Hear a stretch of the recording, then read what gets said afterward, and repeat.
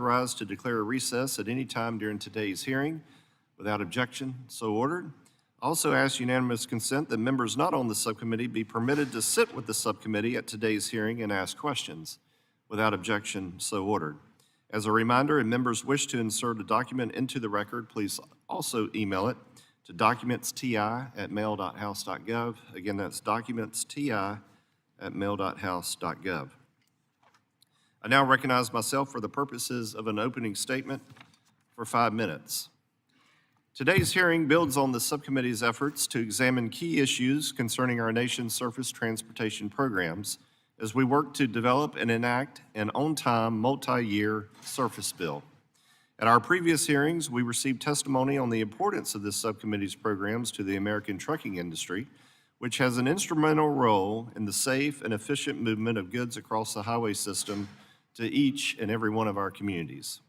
Today's hearing further examines these programs and their impacts with a specific focus on our motor carriers. As a predominant users of the highway system, the trucking industry moved nearly 2/3 of all goods into our communities in 2023. That's 12.9 billion freight tons worth an estimated $13.56 trillion. In fact, 80% of communities across the country depend solely on trucks to receive their goods. More than likely, every member of this subcommittee represents a community that exclusively relies on trucking to stock their supermarket shelves, transport critical medicines to local pharmacies, and ensure retail stores have merchandise. In North Carolina, for example, 85.6% of communities are dependent on trucking. The industry supports 1 out of every 15 jobs across the state, and I'm grateful to those men and women who day in and day out take on the task of delivering for all North Carolinians.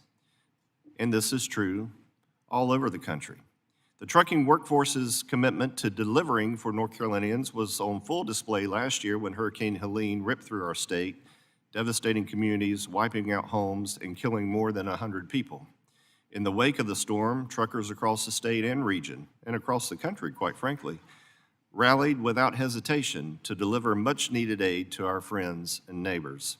The bottom line is that truckers deliver essential goods when disaster strikes and serve as a key partner in larger emergency coordination and relief efforts. While federal law provides for targeted regulatory relief from certain restrictions during those times, we will continue to explore ways to help improve disaster response outcomes. And despite the importance of trucking to our communities and the supply chain at large, challenges continue to plague the trucking industry and the men and women behind the wheel.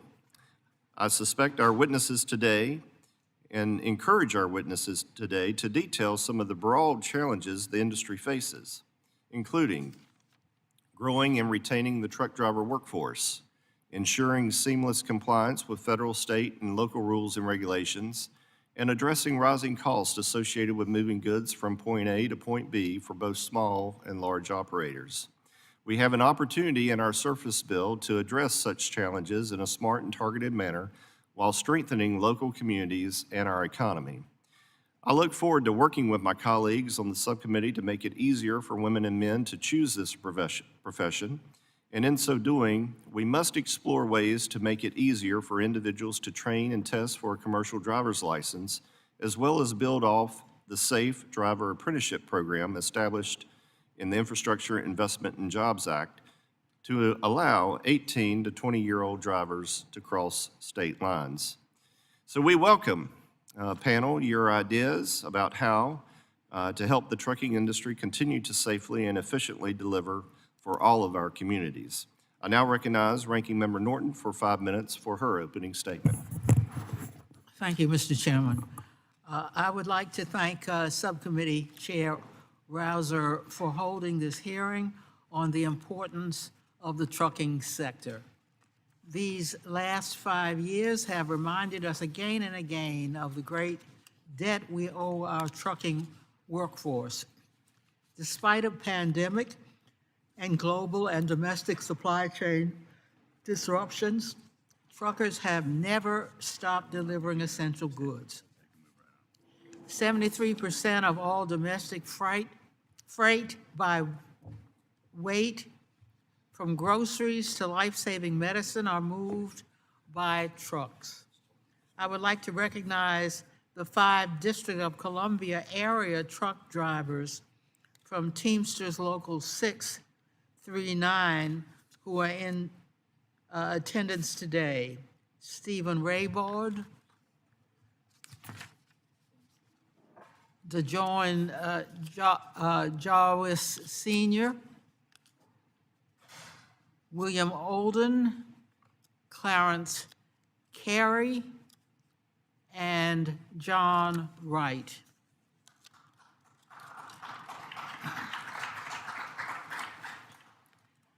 Top of mind today is ensuring truck drivers are paid the wages they deserve. While many work more than 60-hour weeks, they are often paid by the load, not the hour, and are responsible for funding their own fuel and health care. Drivers also face other challenges in doing their jobs, including inadequate parking and rest areas. Providing our drivers with safe workplaces and fair wages is key to regaining and growing the trucking workforce. We cannot discuss trucking in America without considering the safety of both drivers and those who share roads with them. Over the past 2 decades, more and more people have lost their lives each year in large truck crashes. And in 2022, that number reached almost 6,000 deaths. We know that these fatal crashes frequently involved faster speeds and the involvement of vulnerable road users, such as pedestrians, bicyclists, and construction workers. This committee must prioritize reducing truck speeds by getting the technology that already exists, such as speed limiters and automatic braking, onto trucks as quickly as possible. Lives are on the line. Additionally, as we consider the next Surface Transportation Reauthorization Bill, we must continue the safety investments we made in the Infrastructure Investment and Jobs Act. These programs are currently deploying infrastructure across the country and will protect bicyclists and pedestrians from avoidable truck crashes. This Congress, we have an opportunity to maintain these efforts and find new ways to make progress on safety. I have long supported strong entry-level driver training standards to ensure that truckers are fully prepared to safely operate their vehicles and deliver their freight. Providing robust training empowers drivers to be safe and confident on the road. Finally, we know that fraud is currently plaguing the industry. Fraudulent brokers, carriers, and operators are using deceptive practices to steal from businesses and take advantage of consumers.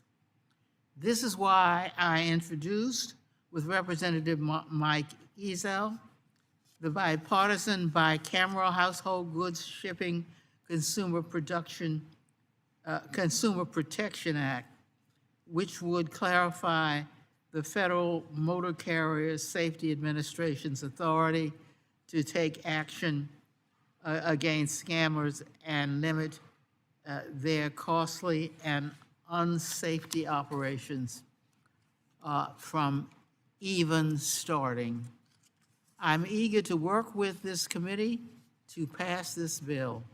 I look forward to hearing from our witnesses today and hearing their proposals to improve safety, support workers, and improve the ability of the trucking industry to efficiently move goods. I ask unanimous consent to enter a letter from the Institute of Safer Trucking and Road Safe America into the record. Without objection.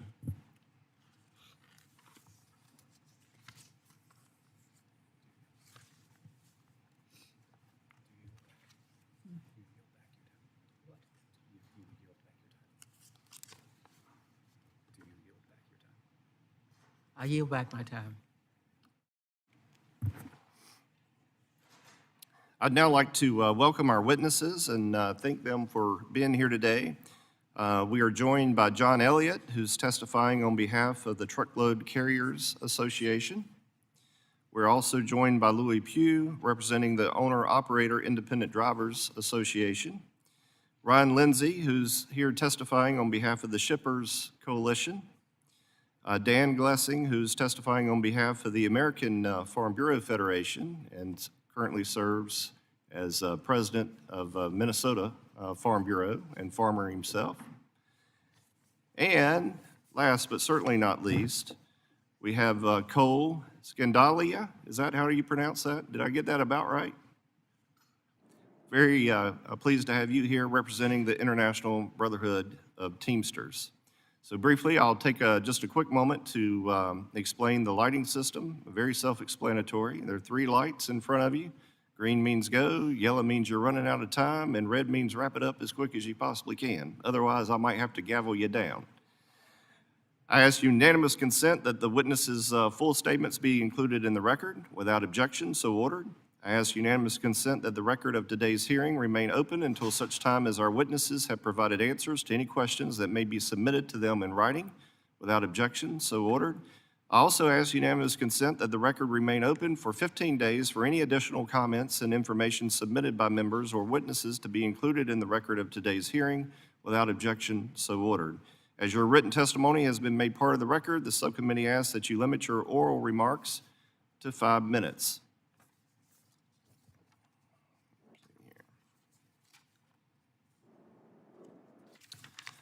So with that, Mr. Elliott, you are now recognized for 5 minutes. You may proceed. Chairman Rouser and members of the Highway and Transit Subcommittee, I appreciate the opportunity to testify before you today on behalf of the Truckload Carriers Association. TCA is the only national trade association whose collective sole focus is the truckload segment of the trucking industry, representing carriers across 48 contiguous U.S. states, Alaska, Canada, and Mexico. My company, Load One, founded in 2003 just outside of Detroit, Michigan, is an expedited freight carrier that is today ranked as one of the 3 largest expedited companies in the United States by the Journal of Commerce. My operations account for over 700 power units. I'm a 3rd-generation transportation professional and a proud Army veteran and a strong believer in innovation as an opportunity to improve. With these principles in mind, I provide my testimony before you today. It is no surprise to anyone in the room that trucking brings value to the U.S. economy and the citizens living here. Our industry enjoys being the most flexible form of freight delivery in the world, and we proudly say, if you own it, a truck brought it. It is with that notion that we cannot fully stress enough the importance of the highway reauthorization to an industry that annually operates hundreds of billions of miles on U.S. highways, delivering the goods and services that this nation relies upon daily. Increasing the federal fuel tax to pay into the Highway Trust Fund is a proposal that has been discussed for years as a potential solution to address the infrastructure funding challenges in the United States. And there may not be a better time to incorporate that model than exists today. Pairing a fuel tax increase at a time when fuel, both gasoline and diesel, are projected to continue falling, combined with an electric vehicle fee for those who operate electric-powered vehicles, could be paramount to continually sustain the trust fund for years to come. Trucking is proud to do its part in maintaining the workplace of our professional drivers and those that we share the road with. Still, we must continue to engage in discussions that address the real issues surrounding this funding. Now is the time to create a funding mechanism that removes tangible and outdated taxes, such as the federal excise tax, and establishes a road usage fee that takes administrative costs into consideration rather than pushing this into the next piece of legislation, again, thinking that someone else can solve this problem. As this committee examines the shortcomings of what the IIJA lacked upon its introduction in 2021, we can look no further than the lack of funding to create safer and secure truck parking for our drivers today. I commend Congressman Bost for his leadership in championing this effort to increase truck parking spaces across the country by again reintroducing H.R. 1659, the Truck Parking Safety Improvement Act. Already viewed as bipartisan with 27 co-sponsors, This legislation must be considered must-have language towards the future of our highways to increase the number of parking spaces from one spot to every 11 drivers for more opportunities for places to rest when these drivers are trying to comply with federal hours of service rules. I would be remiss if my oral comments did not reflect upon the reauthorization bills that were enacted before IIJA. The FAST Act, signed into law December 4th of 2015, included language allowing motor carriers to use hair follicle testing as an acceptable alternative to urine-based testing for its drug testing protocols. This provision was a significant step forward for our industry, as it allowed for more effective drug testing methods. However, it has been almost 10 years since this language has been bestowed upon our industry. Personally, it is a travesty to me that the federal agency can block the directions of Congress for almost a decade while allowing known drug users to operate commercial vehicles on our roadways. Passing a urine test is a requirement to obtain a CDL. Hair follicle testing detects drug use 11 times more effectively than urine. TCA has carrier members who have participated in a recent study with 7 total trucking companies who have utilized both hair testing and urine-based testing for pre-employment screening of almost 88,000 drivers.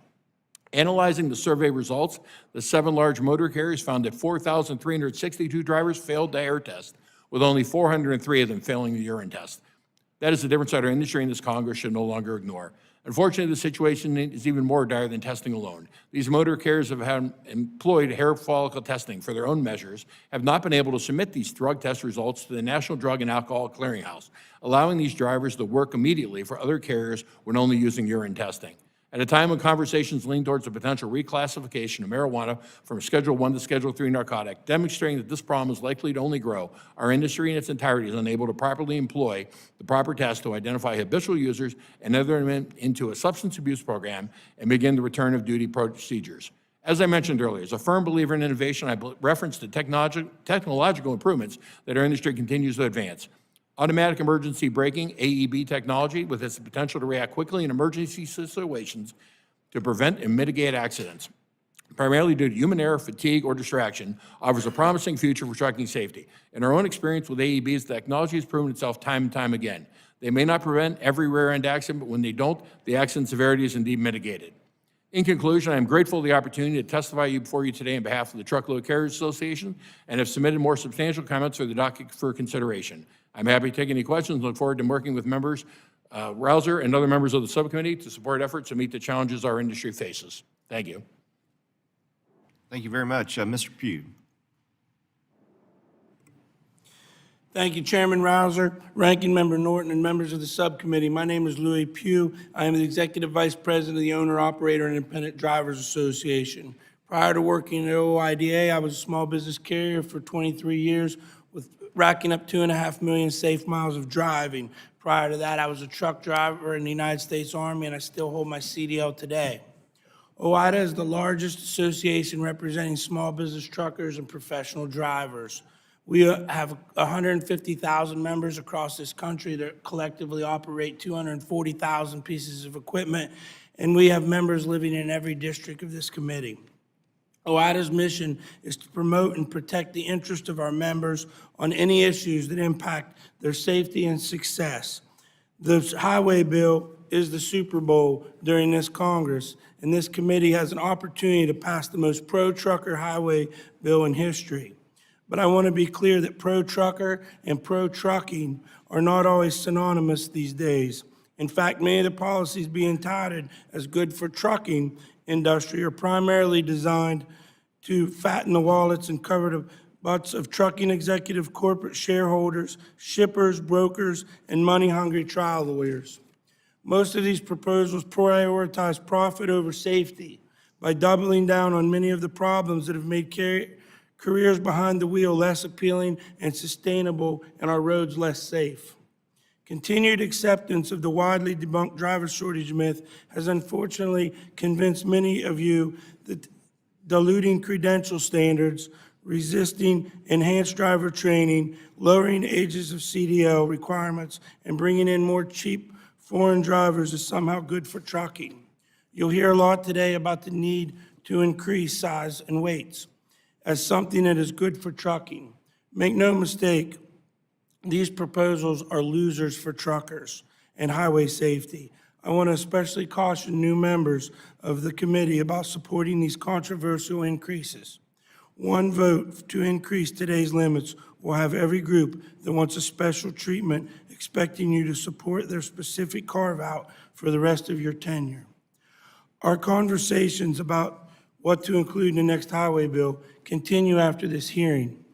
Other organizations will propose a dizzying list of unproven and unworkable regulations, and some large carriers will legitimize these proposals with their support, not because they're supposed commitment to improving safety, but because excessive regulations will drive up costs of their small business competitors. Trial lawyers will even tell you today's minimum insurance levels requirements for motor carriers are insufficient, despite federal research indicating that the levels covers damages of 99% of crashes involving trucks. In contrast, OOIDA is sharing our vision for highway safety that supports American workers, enhances the supply chain efficiency, and improves highway safety from the ground up by focusing on the most important element of trucking, the millions of hardworking men and women across this country who make their living on the road. Our goal is to shape federal policy in a manner to make trucking a more attractive and sustainable and safe career for professional drivers. In the end, we're working with bipartisan members of this committee on key policies that will help develop a generation of safe drivers while simultaneously keeping today's experienced drivers behind the wheel.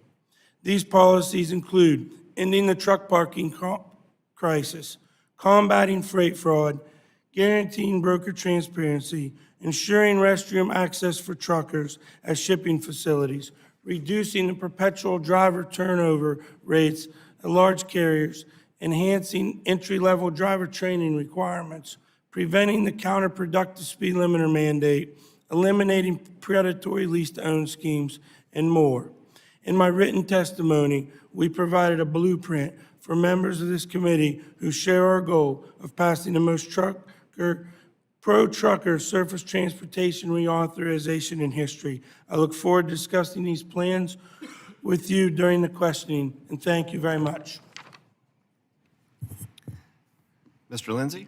Good morning. Recognized. Chairman Rouser, Ranking Member Norton, members of the subcommittee, thank you for inviting me to testify today on the policies and programs affecting the U.S. trucking industry on behalf of the Shippers Coalition.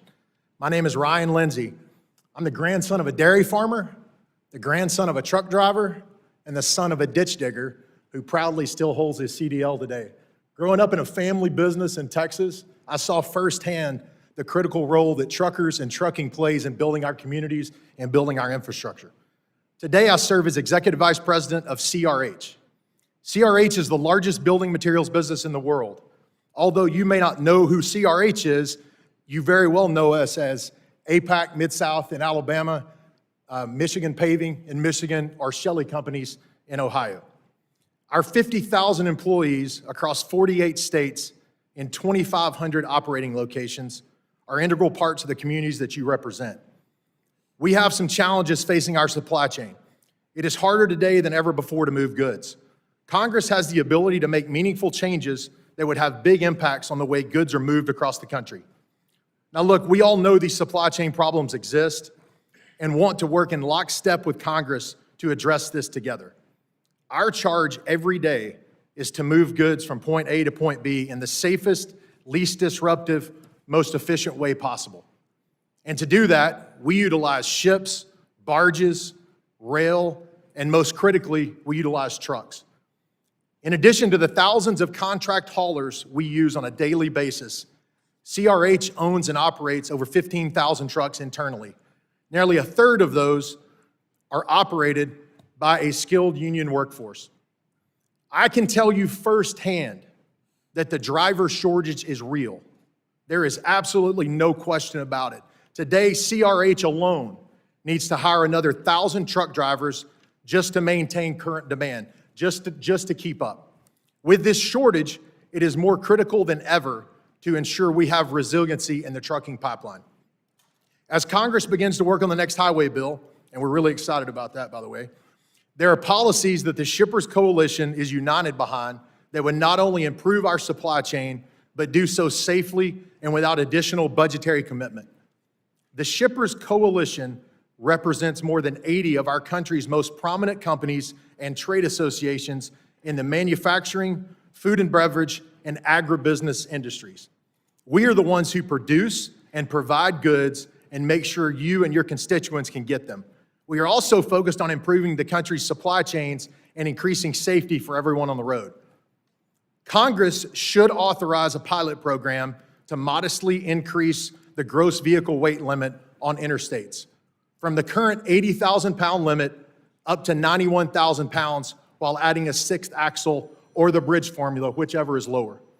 Importantly, this proposal would be opt-in. It would also impose important conditions on participation, which would protect the public interest, including the addition of an extra axle, weight distribution requirements of the bridge formula, and per axle limits so that safety concerns are met. Today, many of our trucks are departing facilities with only 3/4 full. With an increase in GVW, we would see these trucks fill closer to capacity, meaning fewer vehicles on the road, fewer trips to accomplish the same task, and ultimately fewer miles in the system. Now here's the bottom line. Just like we cannot build projects the same way we did 40 years ago, we can also not govern the trucking industry the same way. The GVW limit has not been updated in over 40 years, and now is the time to do so. CRH and the members of the Shippers Coalition strongly supports the committee's efforts to improve trucking-related policies and the safety of our communities.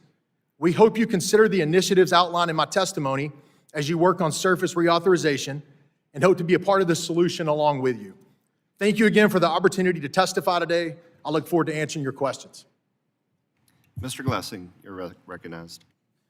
Mr. Chairman and members of the committee, I am Dan Glessing, a fifth-generation dairy farmer from Waverly, Minnesota. My wife, Sina, and I, along with our 4 children, milk 70 Holstein cows and grow corn, soybeans, alfalfa, and oats on our family's farm. I am the president of Minnesota Farm Bureau, and I'm pleased to offer this testimony on behalf of Minnesota Farm Bureau and the American Farm Bureau Federation, which is the largest general farm organization in the country. The success of American agriculture relies on a robust, safe, and dependable transportation system. The products we grow and raise must travel far beyond our farm gates to reach markets, processors, and consumers. That journey begins on rural roads and bridges, which serve as a critical first link in our transportation supply chain. That is why Congress needs to consider common sense solutions that address our supply chain shortfalls by streamlining the process for hiring truck drivers, expanding safe parking opportunities, increasing truck weights, and allowing easier transportation of commodities within a 150-mile radius for drivers under the age of 21. A great example of the transportation policy on farmers all the way through the supply chain to the consumers has been highly pathogenic avian influenza, which has significantly impacted Minnesota poultry populations and diminished the national supply of eggs. The Federal Motor Carrier Safety Administration issued an emergency declaration exempting hours of service regulations for commercial motor vehicle operations engaged in the emergency transport of live chickens. While this declaration was helpful, it can make an even greater point to the agricultural supply chain. The decisions that are made in this committee and regulatory burdens faced by agriculture have a direct impact on the price of food for consumers and the livelihood of farmers in Minnesota and across America. My testimony today will outline several key issues affecting our nation's agriculture industry and transportation infrastructure. The American Farm Bureau continues to support the Infrastructure Investment and Jobs Act for its essential investments in our nation's infrastructure. These investments will help keep U.S. agriculture competitive in the global market, which is all the more essential when, for the first time in many of our lifetimes, the U.S. has become a net food importer. Ensuring that our farmers and ranchers have access to reliable transportation infrastructure is more critical now than ever. The National Highway Trust Fund is the backbone of our transportation infrastructure, providing crucial funding for the maintenance and improvement of roads and bridges in rural communities. However, the fund faces long-term sustainability challenges. Farm Bureau supports increasing Highway Trust Fund fees to reflect the advancements in fuel efficiency and rising inflation.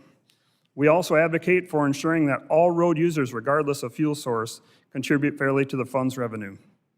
Investments in roads and bridges must not only address urban congestion, but also the unique needs of rural America. Over 46% of America's roads are rated as poor or mediocre, and over 10% of rural bridges are structurally deficient. When a bridge closure forces a farmer to take a 50-mile detour just to transport the grain to a local elevator, it's not just an inconvenience, it's a direct hit to their bottom line. I urge this committee work with the Farm Bureau to prioritize long-term sustainable funding solutions for the National Highway Trust Fund. Transportation regulations must also take into account the unique needs of agriculture. We are transporting live animals, and every additional stop or delay poses a risk to the health and safety. The IIJA recognized this by providing an exemption for livestock and insect haulers from hours of service regulations within a 150-mile radius of their final destination. We appreciate this committee's work in securing that exemption, and we ask for continued support to ensure regulations reflect the realities of agricultural transportation. In closing, I urge this committee to prioritize the needs of rural America as you consider transportation infrastructure investments and regulatory policies. By maintaining strong rural road and bridge funding, ensuring fair contributions to the Highway Trust Fund, and upholding necessary exemptions for agricultural haulers, we can ensure a sustainable future for American agriculture. Thank you, and I look forward to your questions. Mr. Scandaglia. Chairman Rouser, Ranking Member Holmes-Norton, Ranking Member Larson, members of the subcommittee, thank you for the opportunity to testify today. The International Brotherhood of Teamsters represents 1.3 million hardworking people in the United States, Canada, and Puerto Rico, including more than 600,000 members who start their day behind the wheel. Per the title of today's hearing, one of the most significant ways the Teamsters support American communities is by securing strong contracts with good wages and benefits to support our members and their families. Further, companies big and small across the company rely on the Teamsters to keep their businesses running. I'm proud to be joined here today by 5 Teamsters drivers representing Local 639 operating the DMV area. We come before you today at a critical moment as the committee begins its work on surface transportation reauthorization, an important opportunity to improve roadway safety, increase the quality of life for workers in the trucking industry, foster responsible innovation, and strengthen American infrastructure. We commend members who have sponsored or co-sponsored trucking policy that the Teamsters have been proud to endorse and which passed into law last year, including the Veteran Improvement Commercial Driver's License Act and the Transportation Security Screen Modernization Act, as well as legislation we hope to see enacted, including the Truck Parking Safety Improvement Act, led by Representative Bost, the Trucker Bathroom Access Act, led by Representative Nels, and the Guaranteeing Overtime for Truckers Act, led by Representative Van Drew. It is our expectation that conversations surrounding the supply of truck drivers will be of substantial interest to the subcommittee. To that end, we reiterate in the strongest possible terms our position that we reject the notion of a driver shortage. In this room, industry has come before you for 20 years to suggest that there is a mass shortage of truck drivers across the nation. But research, including the Bureau of Labor Statistics and recent analysis from the National Academy of Sciences, simply doesn't agree. In that regard, we encourage the committee to consider the annualized turnover rate at large truckload carriers are consistently and shockingly in the 80 to 90% range, as opposed to between 10 and 15% for less than truckload Teamster carriers. Meanwhile, at UPS, the time between becoming a package car driver in local delivery and a position opening up to become a feeder driver operating a UPS tractor trailer may take years. With strong benefits in the protection of a union, we experience the opposite of a driver shortage. We encourage the committee to consider the root causes of why the pipeline for drivers elsewhere is damaged. With that said, the Teamsters are at the forefront of developing high-quality CDL holders. Across the country, we operate first-in-their-class CDL training schools at low to little cost for students. We believe the Teamsters program offers a model CDL training, and as a subcommittee considers the issues of driver supply, we hope to work with you to find ways to bring our expertise in training the safest commercial truck drivers to more of your constituents to provide more opportunities for prosperous careers in the trucking industry. The committee will also be tasked with addressing safety issues in trucking. On that note, the Teamsters adamantly oppose efforts to raise maximum truck weight. Simply put, these proposals threaten safety, increase wear and tear on our nation's roads, and add unnecessarily operational difficulties for our drivers. Putting our members behind the wheels of heavier vehicles when all safety analysis agrees with our professional experience, is simply putting them and members of the public in harm's way. The Teamsters also oppose efforts to modify hours of service protections, to increase drive time or duty windows, or to provide unwarranted flexibility to extend or waive hours of service protections. We also urge the committee to consider how structural changes in trucking may affect the ability of existing safety systems to account for them. In particular, this includes companies like Amazon deploying mass contracted fleets to evade oversight by FMCSA's Compliance Safety Accountability Program, as well as shifts to non-regulated under 10,000-pound vehicles for last-mile delivery. The testing and commercial deployment of autonomous trucks has only continued since the passage of the IAJA, and yet we have failed to enact any kind of meaningful federal oversight over the testing and deployment of these vehicles. The committee and subcommittee maintain critical jurisdiction over several elements of autonomous vehicles, particularly in trucking, and we hope to work with you to develop statute and regulations in surface reauth which prioritize safety and the trucking workforce. The International Brotherhood of Teamsters thanks the subcommittee for the opportunity to testify today. We look forward to continuing to work together on a bipartisan basis on the upcoming service transportation reauthorization. Thank you. I thank the gentleman and thank every member of the panel. Appreciate your testimony very much, very helpful and insightful as well. I now recognize myself for 5 minutes for questions. Mr. Lindsey, I'm going to start with you. You know, when a lot of us here and on this committee have dealt with natural disasters are very traumatic in a number of respects and in every regard. Can you speak a bit about carrier partnerships with states to address road closures, truck weight exemptions, and hour of service adjustments to expedite the delivery of supplies? Yes, sir. You know, when a disaster hits, most people are without, and they need as much help as they can get. So I'd love for you to expound on that. Yes, sir. Thank you for the question, Mr. Chairman. You know, it's been a tough year for a lot of your districts, a lot of your states, for a lot of our employees, whether it's Florida, Georgia, North Carolina, Mississippi, or California. It's been a hard year, and we've seen loss that's been really tough to handle. Normally, we're absolutely supportive. And unfortunately, we have too much experience with dealing with disasters the last few years and what that means to get communities rebuilt. We're absolutely supportive in these waivers. Remember, we're building roads and bringing materials in so that a lot of critical supplies can then get to folks, right? So we're oftentimes the first in. Like we were in Asheville on I-40 when it washed out, we were called on first to rebuild a roadway. So waiving those requirements, having some leniency on the hours, it absolutely helps things open up faster. So thank you for your question. Mr. Glessing, truckers hauling livestock and perishable goods face unique challenges on the road, obviously. American Farm Bureau has long advocated for targeted flexibilities for these drivers. And in 2020, the Federal Motor Carrier Safety Administration provided some relief for short haulers. So as we look at opportunities to right-size regulations as part of this package, are there any federal regulations impacting those hauling livestock or perishable agriculture commodities that we should examine more closely than others? Yeah, I appreciate the question, Mr. Chairman. We do appreciate the flexibilities that we've experienced in the past, but taking a look at that 150-mile exemption when you get out in some rural areas, especially when you're livestock or perishable products, maybe taking a look at lifting that or expanding that further would probably be top of mind on that subject, just because when those cows and crops can't wait, and so we need to get those to where they need to go. Thank you. You know, one of the big problems that we have in North Carolina is you got all these big trucks on the back roads, and those roads aren't you know, really designed or made for that type of traffic. Can you comment on that any, or you, Mr. Lindsey? I absolutely can comment on that. We have that problem in a number of states, not just the great state of North Carolina.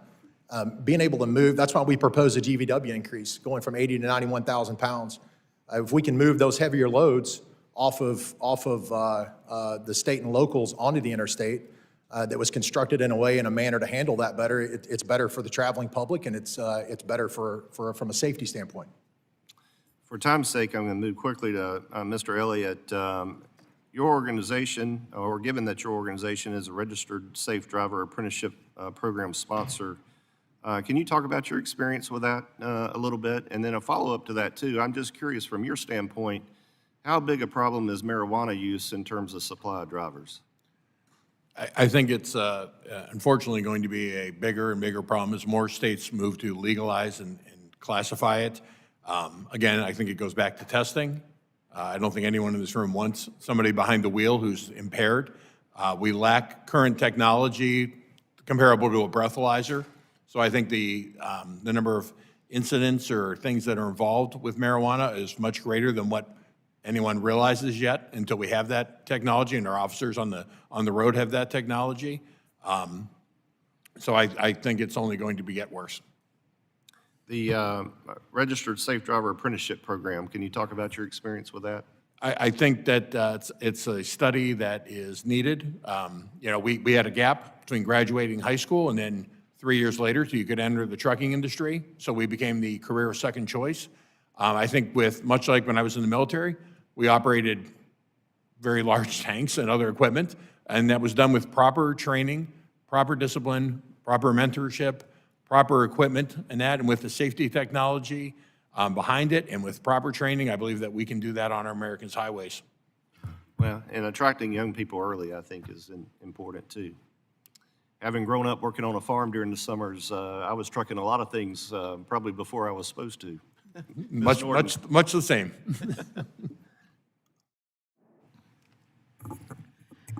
Mr. Scandaglia, Mr. Elliott, and Mr. Pugh. Each of you addressed the issues with increasing truck size or weight limits in your testimony. Collectively, your organizations represent the drivers and carriers tasked with safety and responsibly transporting goods. A majority of the witnesses here today are staunchly opposed to proposals that put lives at risk. Why is it important to reject proposals to increase truck size or weight limits? First of all, my colleague here to my left said he has a hard time finding drivers. If we raise these size and weights, it's going to get even worse. We've interviewed drivers, and there's been surveys out there back to 2022 where truckers said it would make their job 68% more difficult, and 87% said it would make the roads less unsafe. So this is a safety thing as well. I'd also remind folks that earlier this year, there was a hearing here, and Home Depot admittedly said that once you increase the rates, it's fine, but we're not going to pay the drivers anymore. Drivers are already not making enough. Also, there's a huge investment in this equipment that these folks can't afford, or what happens is they buy this equipment, and all the equipment that they have just ends up sitting out back somewhere, like as a junkyard or whatever. Ranking Member Norton, we've talked in this hearing room a number of times about some of the statistics as it relates to heavier trucks. The DOT comprehensive truck size and weight limit study as an example. But I'd like to take a step back and point out that between the Teamsters and Mr. Pugh's organization, we represent the vast majority of truck drivers in this country. And so when this subcommittee thinks about truck weight, we encourage you to think about the perspective of the actual drivers, again, represented by us, represented by OOIDA, who are coming here to tell you that increasing truck weight is making our workplaces less safe. The trucking industry is a little divided on this issue. LTL is a very small segment who endorses larger. There are some segments that endorse heavier. As an industry, truckload is by far the largest segment, and we adamantly oppose both. And it comes down to a couple simple things. One, safety. Bigger, heavier, longer does not represent safer in any way. And the bottom line is our bridges on the 2025 infrastructure report, bridges were rated D+. C. Our roads were rated a D+. So there's nothing that in conjunction with heavier and longer that does anything to rectify that. Modifying the equipment or replacing the equipment would simply put many, many trucking companies, especially small trucking companies, out of business. It's financially uneconomical, and the money could be much better spent on safety technology and things like that we can put in place today. The trucking industry spends 1.2, I'm sorry, we spent $14 billion on safety enhancements in 2022. So we're very committed as an industry to safety. To each of the three of you, would average Americans see any benefits from heavier trucks, or would they simply pad the profits of a few corporate interests? In my opinion, no, because we'll have the continued safety numbers and accidents will continue to go up, because again, this is a safety thing. These trucks are gonna take longer to stop, they're bigger, they're heavier, they're gonna tear up the roads worse. We're gonna see our infrastructure destroyed, so it'll be the opposite effect. And the person who's gonna lose the most on this is the American trucker or the small fleet owner.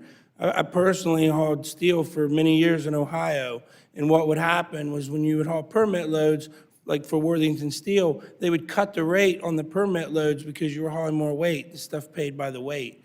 And I think it was said earlier that these trucks are on secondary roads a lot, and I understand that. But part of the reason they're on secondary roads, it's not gonna change because that's where they pick up and deliver the freight. So they're still gonna be out there on these secondary roads. We're not gonna change that. I think it would be a great appeal to the trial lawyers. More accidents, bigger, heavier trucks. So which in the end trickles down and costs the consumer to pay every one of those lawsuits. So no, I do not think it would help. And from our perspective, whatever benefits are being touted here will be far outpaced by the harms caused to drivers, the risks of accidents, and the damage to our infrastructure. Gentlelady's time has expired. Mr. Webster. Thank you, Mr. Chair. Thank you for putting together this panel that can give us some advice and also support what we're trying to do. Mr. Elliott, how would the creation of a private investor-funded infrastructure, federal infrastructure bank, supplement existing funding tools? Can't hear me? Can you hear me now? You hear me now? How would the creation of a privately funded infrastructure bank in the states, each of the states, supplement existing funding tools that would provide infrastructure needs to benefit the trucking industry? How would that benefit you? That's a little tough one for me to answer. I'm not familiar with the particular structure you're speaking of, but I think as an industry, we support funding. We would support fuel tax increases as long as that money is going directly to the roads and bridges. Well, this would be private money invested. Okay, I do not believe in tolling. It's a highly inefficient. The amount of money that goes for administration versus goes in to the roads is very, very unequitable. Where the current fuel tax system, only 1% is going to administration. It's a workable system with 99 cents on every dollar collected going to right where it needs to go. When you privatize that is not the case. I don't remember the exact numbers. I think it's 30, 40% or more. I believe it's more, but I don't want to misquote. Goes to the administration side. So we do not consider it to be a logical or viable option for our industry. Mr. Glessing, do you have a comment about it? Yeah, thanks for the question. I don't know enough about it to answer, fully, but certainly when we look at trucking and getting the goods to where they need to go, we need to explore options with the roads and bridges the way they are, especially in rural areas. We need to explore options. Thank you. Okay, Mr. Elliott, what steps do you think Congress should take to ensure federal infrastructure funding maximizes its impact and hopefully minimizes waste and inefficiencies? Again, I go back to, I think, our current fuel tax system. The system itself is a good system, engineered well. It's time to update it. It has not been tied to inflation. It has not been, we have the EPA, which is mandating better and better fuel economy, which is great, but every time we hit that new level, we automatically reduce the fuel tax money coming in, and we continue to deplete the Highway Trust Fund. So I think we need to put together some logical mechanisms that keep that in check and keep that in balance.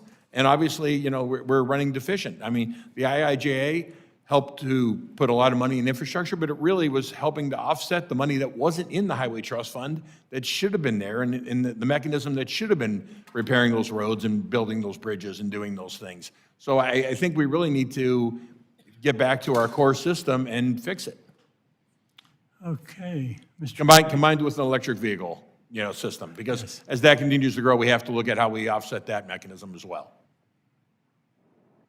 Tolls affected by electric vehicles, right?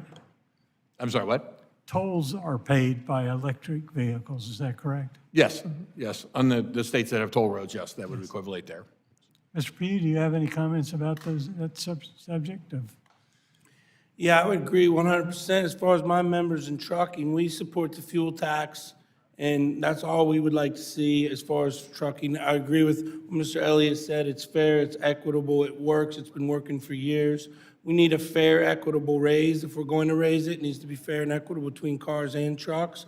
But for far too long, we've seen our highway trust fund depleted with highway beautification projects and bicycle trails and all these different things like that that don't help transportation or help trucking. I mean, we'd love to see some of this money reallocated to truck parking in the Truck Parking Safety Improvement Act. I mean, that's, highway safety is what we're all here for, and a good night's rest for an American trucker is probably the #1 thing we can do for safety right off the get-go. But yeah, we do not want tolls. Tolls are unfair. As a small business trucker who used to truck to the East Coast, I spent $11,000 to $12,000 every single solitary year for one truck on tolls and on the East Coast. So tolls are by far unfair. I'm sure the GW Bridge was paid for many, many moons ago, but you're still paying over $100 to drive across it. Thank you very much. My time's run out, so I yield back. Ms. Sykes, you're recognized. Thank you, Chairman and Ranking Member Norton, for holding this hearing today. I think we have already solicited a lot of great information that we can consider as we continue this work, especially with our reauthorization this year. As many of you know, I am a member from Ohio, and I always like to talk about that we are the heart of it all. That is our state's motto. Also, we have over 49,000 center lane miles, and you can get to a significant part of the United States population in just a day's drive from Ohio. So we are very unique in geography and getting across this country. And I know that trucking is a major part of moving goods across the country through our state. And so I am a strong believer that truck drivers are the lifeblood of our nation's commerce, moving these essential goods across the country from coast to coast every day. And I thank them for the work, and all of you for the work that you do, ensuring that these goods can make it to people and we can increase our quality of life. But certainly trucking is not an easy job, and sometimes it's not the most safe job in America. And in the first half of 2024, we've seen many people killed in traffic crashes involving large trucks, and although it has declined, we certainly have a lot more work to do. Fortunately, policies in the bipartisan infrastructure law continue to provide critical funding to communities across the country and ensure that America's infrastructure remains in working condition to support the needs of the American people. And we have seen this in Ohio's 13th district with some resources for local bridge projects, critical infrastructure in particular that needs to be replaced. But I know that our local governments and sometimes our state governments just don't have the resources to do it on their own. Mr. Scandaglia, can you talk to us a little bit more about the bipartisan infrastructure law and how has some of the funding increased trucker safety, not only for the drivers, but the public at large? Absolutely. Thank you for the question. The IJA and the money we invested in our infrastructure has been substantial. The projects you mentioned are good examples of that. I believe the bill did somewhere in the area of $40 billion for bridges. So we have made substantial progress by having a bold bill. But unfortunately, there is a lot left to do. We hear a lot in this, the phrase crumbling infrastructure, but for our drivers, it's crumbling workforces, or crumbling workplaces, I'm sorry. So there's a lot left to do. We've made good progress, but we hope to build on that in the upcoming surface reauth. Thank you so much. And I'd like to draw the committee's attention to the issue of truck size and weight. And I know we've heard a lot about that from the testimony here. And I have in the past year, well, not even year, a couple of weeks, received a significant amount of outreach from local elected officials, specifically resolution from the city of Akron, letters from Monroe Falls and Macedonia, raising concerns about increasing truck limits. And I know this conversation will be one that we will go back and forth on quite a bit, but I do want to hear a bit more from you, Mr. Lindsey, about your perspective and why we should increase it. And then Mr. Scandaglia, I know you may have a different perspective and why we should not. So if we could dig into that a little bit deeper, Mr. Lindsey, and then continue. Yes, ma'am. Thank you, Ms. Sykes. Appreciate the question. First of all, safety is our #1 priority, but we've got to be as efficient as we can moving goods. And when most of our trucking happens in a last mile scenario, so we're utilizing every mode of transportation that we can on a CRH side. So Shelley Materials in Ohio, it's impossible for us to do anything else but truck that last mile to a customer or to a job site, right? And we love that. But leaving a yard with 3 pallets on a flatbed versus 4 or 5, depending on the weight, makes no sense. So for us, it's efficient. And we also have data we can supply to this committee. We've supplied in the past that shows adding that 6th axle is a greater, one more point of contact. So you're spreading instead of 80,000 over 5, we're spreading 91 over 6, right? I'm not a mathematician, but those are better numbers. And the truck shows to stop a foot or 2 sooner than with a 5 axle. So safety is our #1 concern. We would not be a part of something that was not safe. Thank you.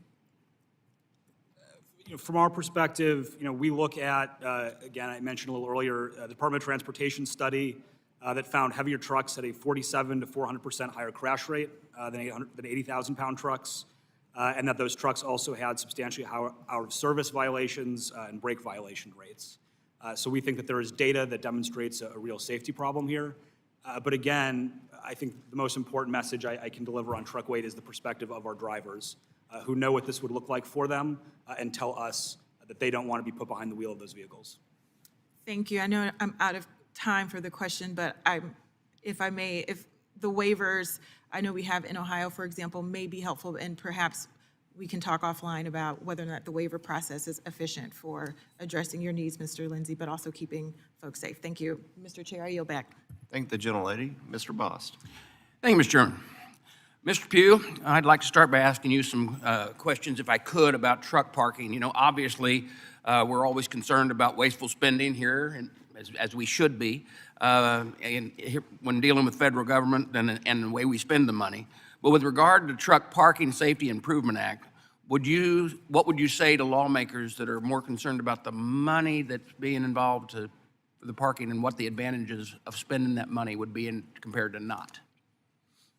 Thank you for the question, and yes, I understand everybody's concerned about spending money. I have a huge concern about money being spent in Washington as well. We want money spent on good things that give us good results. As I said earlier, if we're really concerned about safety, first thing and most important thing is the driver should have a safe place to rest every single solitary night. We're at a place in this country where there's one safe spot for every 11 trucks. I'm sure Mr. Boss is well aware of the accident that happened just north of his district on I-70 last year when a trucker was illegally parked on an exit ramp and was rear-ended by a Greyhound bus at 3 in the morning. Unfortunately, that trucker was left with no choice where to park. Every day in this country, every single solitary day, truckers are left with the decision of one, to either park early and take money away from themselves and their family because they are paid piecework and by the mile, the most of them. So they either park early at a safe place, or 2, they try to roll down the road and find a safe spot before they run out of hours, because they're governed by hours of service, and hope to find a safe spot. And then if they don't, they're left with 2 choices. Either they continue to drive and break hours of service and be in violation and can receive a ticket, or 2, they park in an unsafe place and pray to God that they wake up the next morning without anything happening to that buster. So what we need to do is reallocate some money. We put plenty of money into enforcement and other things to rate these drivers violations for breaking hours of service. So I think we could probably reallocate a little bit to give them a safe place to park. Thank you. Mr. Elliott, in your testimony, you said that 70% of drivers have had a violation of service hours because they're searching for parking. And I would like you, if you could expand on that, because many people, look, you all know that I was born and raised in the trucking business. And the hours of service, I've said this so many times, we don't want to go back to the 1970s and 1980s where you can use 3 logbooks and drive 24 hours a day. We don't want to go down that path. But with the electronic logbooks now, you all of a sudden, if you don't have a parking spot, you're going to violate your hours of service. Can you kind of explain that to the people? It's very much like this countdown clock. That is exactly what the drivers, the stress that they are under behind the wheel. Trying to find a parking spot, watching that yellow and watching that turn red, and having to make decisions. And it's very stressful. It's a stressful job. You want them to rest. You want a well-rested driver on the road next to you and your family. You do not want a driver who's stressed out. And we create an environment that, by no one's fault, you know, it happens, but we need to increase the flexibility for the drivers, and that they're professional drivers. If they need 15 minutes to get to a safe spot versus make a decision to park somewhere, I would rather them take that 15 minutes. I think everyone would. You know, so the system needs to be looked at there. But again, we have to go back to the root cause of we build warehouses, we don't buy parking. We continue to expand, we don't put parking. You drive down most major highways, you see rest area after rest area closed to save money. So we're our own worst enemies. We take away the parking. We should be funding those, getting them back open. And that, because, you know, it's not popular in the local municipalities to build truck parking, but our highway infrastructure has a lot of opportunities that we could very quickly reutilize in that. All right, I want, Mr. Elliott, if you would, I'm going to stay with you on this, but you brought it up a little bit. All of the states now that are legalizing marijuana and the issue that we deal with in the trucking industry, and it's not just the trucking industry, it's heavy equipment, it's pilots, it's all, you know, alcohol, we do have a way to say, okay, you're in, we breathalyzer test. The marijuana situation is you smoke one joint and you're going to be popping positive for 30 days. And we don't have the way to actually keep it controlled and safe because we don't have the proper testing. Can you expand on that issue as well, please? In my 12 seconds, yes. As much as the only tool we have right now that's better than what we have is hair follicle testing. We're allowed to use it on one hand, but we're hiding the results from our own industry and from the public and from the federal government. And we need to remove that roadblock as quickly as possible if we want to make the roads safer. We need to quit talking about it, and we need to move forward. It's been 10 years. Thank you. My time expired. I yield back. Thank the gentleman. Mr. Figures, recognized. Mr. Elliott, that was the most efficient use of 12 seconds. I'm over here. That I have ever seen. We need to get you on a football field for the 2-minute drill. Well, first of all, I know a few of you have served in the military, so thank you guys for your service to this country, and thank you guys for your service to this economy and the professions that you guys have taken up. My brother is a trucker, so I know firsthand, well, secondhand, I guess, some of the struggles and some of the issues facing your industry. So I'm really thankful for you guys being here to discuss them. If we could go down the line real quick, because most of you guys sound like all of you guys sound like no nonsense, straightforward, call it how you see it type guys. As we're approaching this reauthorization, if there's one thing that you say, guys, we got to fix this and we got to fix it this year, what is it? I know I'm asking you to pick your favorite kid right now, but I'm gonna break your rule and go with 2. Okay. Truck parking and the drug testing, I think are the 2 biggest must-dos now that can be done. Mr. Pugh. Truck parking and driver training. Funding certainty. Predictable, dependable, real funding certainty. It affects everybody that's on this panel. And then how can we do things more efficiently? If it's proper truck parking, if it's increases in GVW, absolutely. It starts with proper funding and adequate funding with all resources available. The cliff we're facing, we can't start turning down options before we've gotten there. You can't turn down a job you haven't been offered yet, right? It's going to take everything to get us there. I would say adequate funding as well, and whatever mechanisms it takes to get there.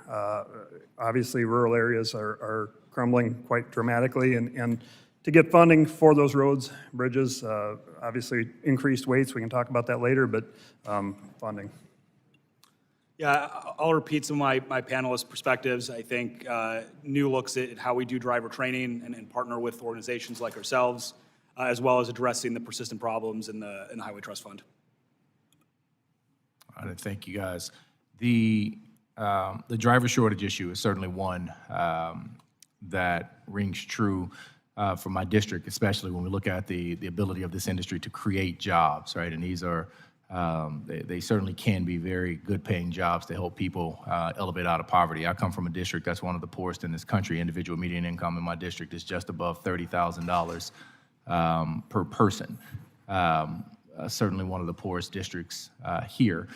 Largely minority district, well, about 50-50, but in those impoverished areas, there's an increase in minority representation there, and I know that in the state of Alabama, a lot of minority, particularly African Americans, choose the trucking route. But we're still having challenges recruiting them into the industry and retaining them in the industry. So in our rural areas specifically, what can we do better? What can we do better to drive people into your industry? What are the barriers that we can remove specifically for you guys to be able to get into those rural areas where the need for jobs are more pressing in a lot of cases, just given the high levels of poverty that we have and the roadmap that this industry can provide for people out of poverty? I hate to beat a dead horse, but I'm going to go back to parking. Again, even in urban areas, the parking situation with trucks is even worse. A lot of drivers will try to get their truck close to home to be able to go home, and that's a very big challenge. You have to park an hour outside of a metropolitan area, and on the truck parking area, when you look at trying to increase the amount of drivers, and that one of the biggest demographics that is growing is women in trucking, and you know what? Women need and deserve, just like everyone does, but even more so, well-lit, safe parking, for their comfort to be able to find the industry more attractive and to feel good. I mean, nobody wants to go into an industry where you feel unsafe. Okay, Mr. Pugh, and then I want to jump down to the end to Mr. Scandaglia. But you, Mr. Pugh, first. Same question. Yeah, I think it's a multitude of things. Parking is one of the problems. I do want to make it clear, there's not a shortage. There's a shortage of experienced drivers out here because we have a turnover problem. There's 400,000 to 500,000 new CDLs issued in this country every year. So there's plenty of people's coming. They're just not staying. We got over 90% turnover rate, so we can't have a shortage if we got 90% turnover rate in this industry. The problem is they don't stay because of one, parking, like I said, trying to figure out where they're going to sleep every night. Who wants to do that? Pay. Average trucker like $50,000 or less. They work 60, 70 hours a week. They're exempt from overtime. That's like less than a $15 an hour job to be at home over 300 nights away from your family, all these things. Now we're talking about raising weights and making the job tougher, but not paying them. We need to pay these people, and then we don't train them. There's a place in Missouri you can see on 24 hours. How's that safe? We need to make the entry-level driver training program much more aggressive with real hours and real time behind the wheel. So these people are trained and trained correctly to be professional. And until we take the time to invest in our drivers and all these things, we are going to continue to lose people from this industry. Thank you. I see my time has expired. Mr. Owens. Thank you. Thank you, Chairman Rouser and Ranking Member Norton, and our witnesses today. Thank you for this hearing and opportunity to discuss how this committee can improve and enhance the lives of the hardworking truckers. These are the Americans that are backbone of our interstate commerce and both literally and metaphorically the driving force of Americans' economic might. American truckers represent in many ways the American dream. The opportunity to be your own boss, an emphasis on self-reliance, a shot at owning your own business, and hitting the wide-open American road. However, this way of life has been threatened by overregulation, traffic congestion, no place to park, and skyrocketing operational costs. In Utah, these issues are facing a critical moment as our state moves forward with an innovative and transformative inland port. This project will cement Utah's historic role as the crossroads of the West by streamlining the movement of goods by integrating rail, truck, and air freight while reducing reliance on coastal ports. However, the project will increase freight volume, highway traffic, and demand for parking spaces. To support projects like this in Utah and across the country, we need to get reauthorization of our nation's surface transportation programs right, and truckers will be key to our success. Mr. Pugh, how many, like many small businesses owners around the country, I know truckers are being crushed by federal regulations. What is the, I think you might have mentioned before, but what is the number one reform that will maintain trucking as a pathway to the American dream? I apologize. What was the, I didn't hear your complete question. What would be the number one reform for that will maintain trucking as a pathway to the American dream? I think the number one thing would be start paying truckers. Again, they're exempt from overtime since 1938. Congressman Van Drew introduced the Got Trucker Act to take that away. Truckers were paid for all their time. Our average long-haul trucker gives away 20, 30 hours a week sitting at a shipper or receiver waiting to be loaded or unloaded, and most of them never receive anything for that. I mean, who wants to give away their time? I ask that all the time. Do you want to go to work and sit around for 3 hours before you start getting paid? I doubt it.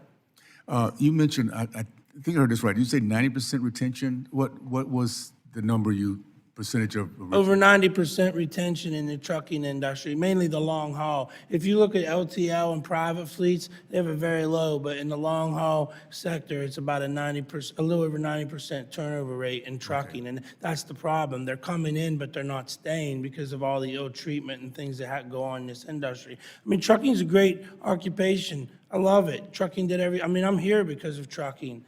But it's changed so much, and it's getting harder and tougher, and drivers are getting so tired of nobody listening to them, just like this parking deal. This is the third time it's been through Congress, and we haven't got it. And everybody knows we need it. It's like, let's just have the intestinal fortitude to do it. I have one of the questions that I have time here. I've been alarmed as I've talked with truckers about the rapid freight fraud that's growing in my state and across the country. In your opinion, how can this committee best respond to confront this issue, Mr. Pugh? Yeah, this whole freight fraud needs attack from many things. It exploded after COVID, and what we've seen is both brokers have had their identity stolen, truckers are getting their identity stolen, freight's being stolen. I mean, first and foremost is Ranking Member Norton has this bill out of the household goods.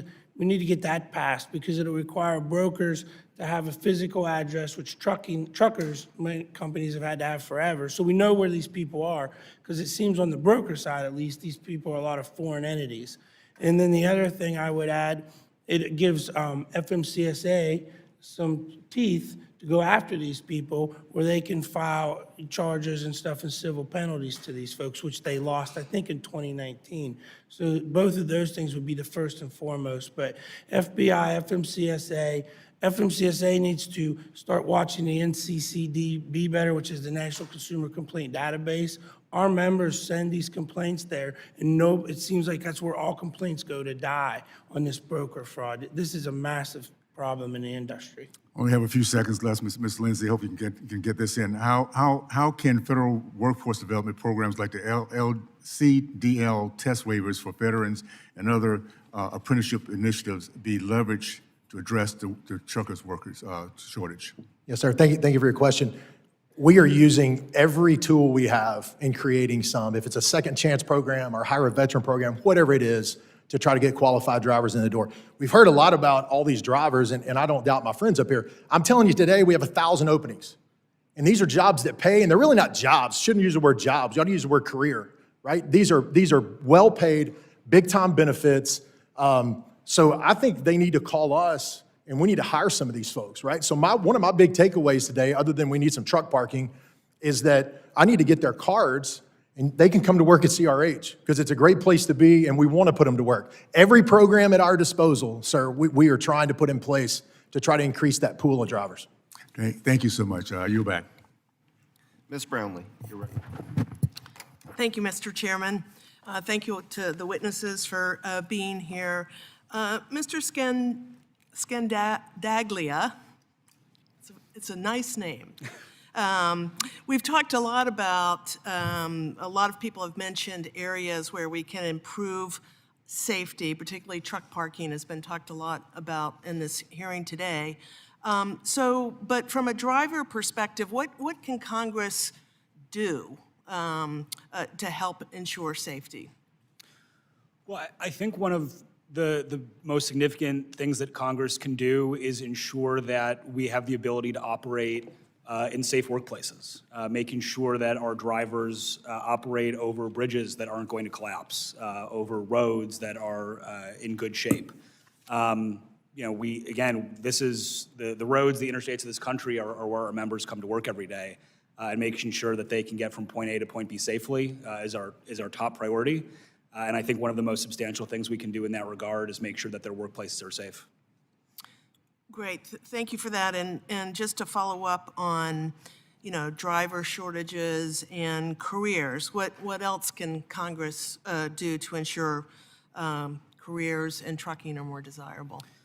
Well, I think one of the major things that Congress can do, again, in conjunction with entities who are offering driver training, is making sure that when drivers enter the industry, they're entering the industry in a way that is going to ensure that this is a career for them.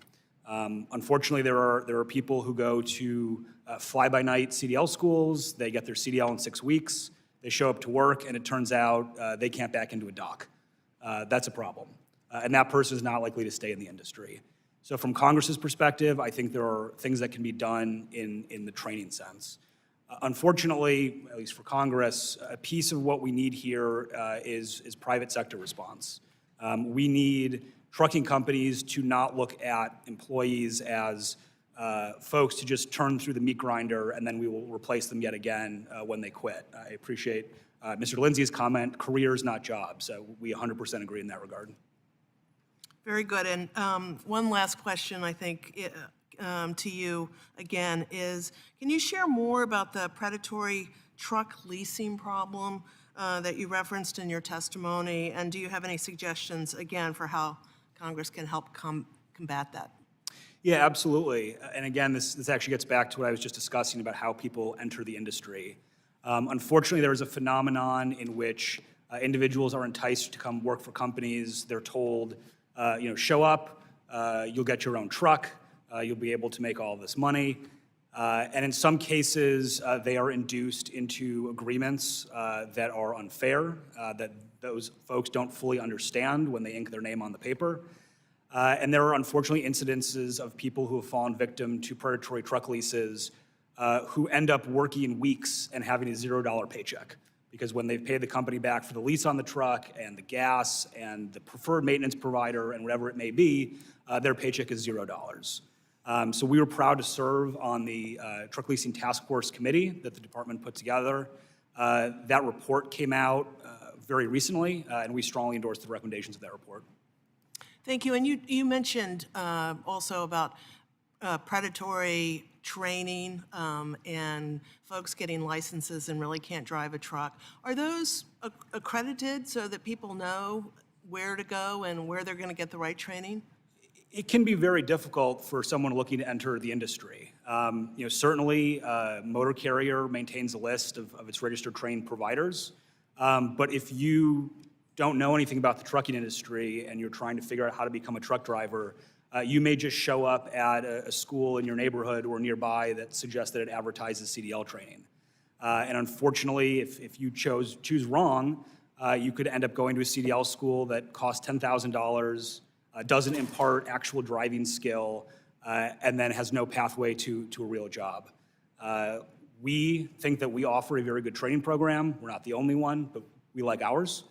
But making sure that folks get pushed through the right channels so both they are safe drivers, good drivers, and that they stick around for a career is extremely important.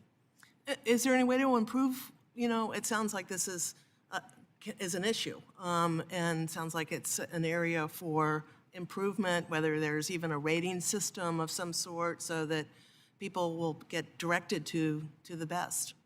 Yeah, absolutely. Like I said, motor carrier captures some of this information already, but unfortunately their resources are perpetually stretched thin, so their ability to deal with a report of an unsafe or predatory school is limited. But I think all extremely important conversations to have going into surface. Thank you. I yield back, Mr. Sheriff. Mr. Collins. Thank you, Mr. Chairman. I read through the testimony of most of you, so I want to touch on a few things. Some of it I just want to comment, some of it I want to ask you questions of. And I want to get started with infrastructure. Mr. Glessing, you put in your testimony about the IIJA, and I kind of want to take a little issue with it. You say you continue to support the Infrastructure Investment and Jobs Act for its essential investments in our nation's infrastructure. Sir, you realize that the IIJA, less than 50% of that went to fix roads and bridges? The rest of it was for a green new scam? Not to mention that it didn't even address the real problem that's sitting out there with our drivers. And you also talked about more weight, and here's where I've got my question for you for hauling, which in essence you'd have to add an additional axle, which how do truckers get paid for the freight they haul for the farmers? Is it by the mile, by the load, or by the ton weight? Thanks for the question. Typically, when we're talking grain, that's by the bushel.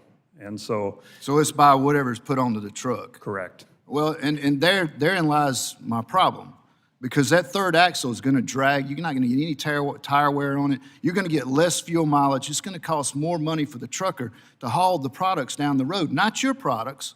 And I'm a firm believer we can haul more weight. Trucks are safer going down the road today than they ever were. But if you're going to haul it and the shippers are not going to pay more, you're just going to put more truckers out of business. The only people that are going to benefit are the shippers. And so I encourage you, please, when you're out there talking about it, make sure that you distinguish that y'all get paid by the ton weight mile. Mr. Elliott, I'm glad to see the pushback on the new engine emissions standards that are being crammed down our throats. And for those of you who don't know, I'm in the trucking business. But these emissions are being crammed, and you don't have to look very far back to see that the last time that we had engine emissions forced on us and new engine changes, that we lost a very big engine manufacturer called Caterpillar that went out of business. I do want to make an additional comment for you on Federal Highway Trust Fund. Y'all are all talking about raising fuel taxes. Man, I hope the motoring public out there understands we pay FET tax on every unit that we buy, but we also pay FET tax throughout the life of that truck on tires. We buy tags annually, which continually go up. We pay federal highway use tax that has gone up over and over my lifetime. So we pay more fuel tax or more tax for roads that has continuously increased over the years, and what most people don't know. And with every time these engines change, we get less fuel mileage.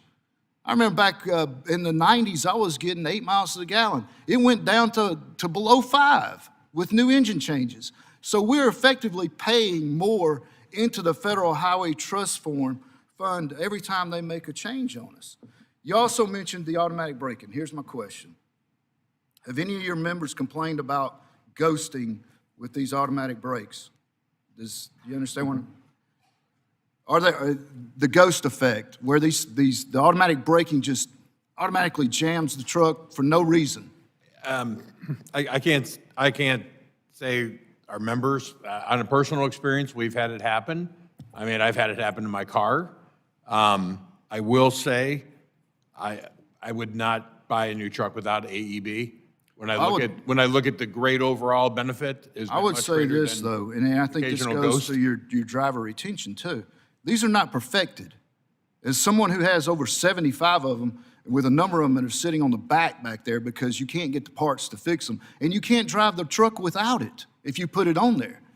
But my drivers have complained so much because when you're going down the road doing 60, 65 miles an hour, and bam, you almost hit the windshield, that'll make you think twice, and you didn't do anything except come up on a road sign or construction sign or a bridge. I agree, but I have to say I still endorse them because I also find that drivers don't want to run into your office and say, ooh, that thing saved my butt today. Mr. Chairman, I want to make note that 98% of the trucking companies out there are 10 trucks or less. They're mostly generational. And I haven't seen any talk about the number one rising issue out there that is most prevalent on most trucking companies, and that's insurance cost, going up across the board. And the reason they're doing that is because we've got runaway lawsuits out there, these nuclear verdicts, these out-of-control trial lawyers. No wonder nobody wants to get into this business. When you ride down the road and you see billboard after billboard of trial lawyers up there that say, big truck, big money. We also have a congestion problem, getting back to those roads in the IIJA. Truck drivers lose, on average, over 435,000 hours a year. It's costing billions for us to sit on the highway in traffic jams. And why? Because the DOTs in our states can't get permitted because it takes too darn long to sit there and wait on somebody up here to give them one federal decision. On average, it takes over 10 years to get new roads and bridges built out there. So I think when you're out there talking, focus on those things as well. With that, Mr. Chairman, I yield back. Mr. Nadler. Thank you, Mr. Chairman. Mr. Elliott, as you know, there have been discussions in the past about increasing the length of twin 28-foot trailers, adding 5 feet to each trailer. It's my understanding that these double 33-foot trailers were opposed by a number of large and small trucking companies. These trucking companies argued that because the double 33s have 24% greater cubic capacity, truckload carriers would be forced by shippers to replace their fleet of single 53-foot trailers with the double 33-foot trailers. Mr. Elliott, can you please explain TCA's current position on double 33s and how they would impact the truckload industry? As an organization, we are opposed to them for a number of reasons. While their industry is divided, we do have sectors that support them. The safety ramifications are large. The percentage of accidents involved with double trailers is larger than the single 53-foot trailers. The out-of-service rate is also additionally higher. We do not have parking infrastructure for our current trailer system, let alone to go doubles everywhere. It is less drivers have the endorsement. It is less safe for the drivers, obviously, especially in bad weather, to be able to hook and unhook one of those trailers, some by themselves upon a delivery. Customers are not set up for them. And as well, the cost to retrofit or to switch over what has become our industry standard over the last 25, 30 years would put a significant number of companies out of business. So as an industry, we are adamantly opposed to it. The Coalition Against Bigger Trucks Law Enforcement Board, made up of retired law enforcement leaders with over a century of combined experience, recently warned Congress about the increasing dangers posed by heavier and longer trucks. They highlighted a 50.8% increase in fatal crashes involving large trucks over the last decade and pointed to data showing that occupants of smaller vehicles fare the worst in these crashes, regardless of fault. Mr. Chairman, I request unanimous consent to enter into the record the letter that the Coalition Against Bigger Trucks Law Enforcement Board sent to this committee in January, as well as the Coalition's policy memo on truck size. Without objection. Thank you. Mr. Pugh, your testimony strongly opposed increasing truck weight limits, citing serious safety concerns such as increased braking distances, higher risks of overturning, and greater strain on braking systems. From your perspective as a representative of small and independent truckers, I should say, why do you believe that increasing truck weights would make our roads more dangerous, and what specific safety risks are being overlooked by proponents of heavier trucks? Yes. First and foremost, I go to the drivers themselves. There's nobody who cares more about highway safety than truckers. And as I stated earlier, 68% of them think it'll make their jobs much more difficult. 84% think heavier trucks will make the roads unsafe. 85% think longer trucks will make the roads even more unsafe. I think truckers probably know the best about highway safety more than anyone. So that's the first and foremost. Be a huge added cost to this that small business truckers probably won't be able to handle.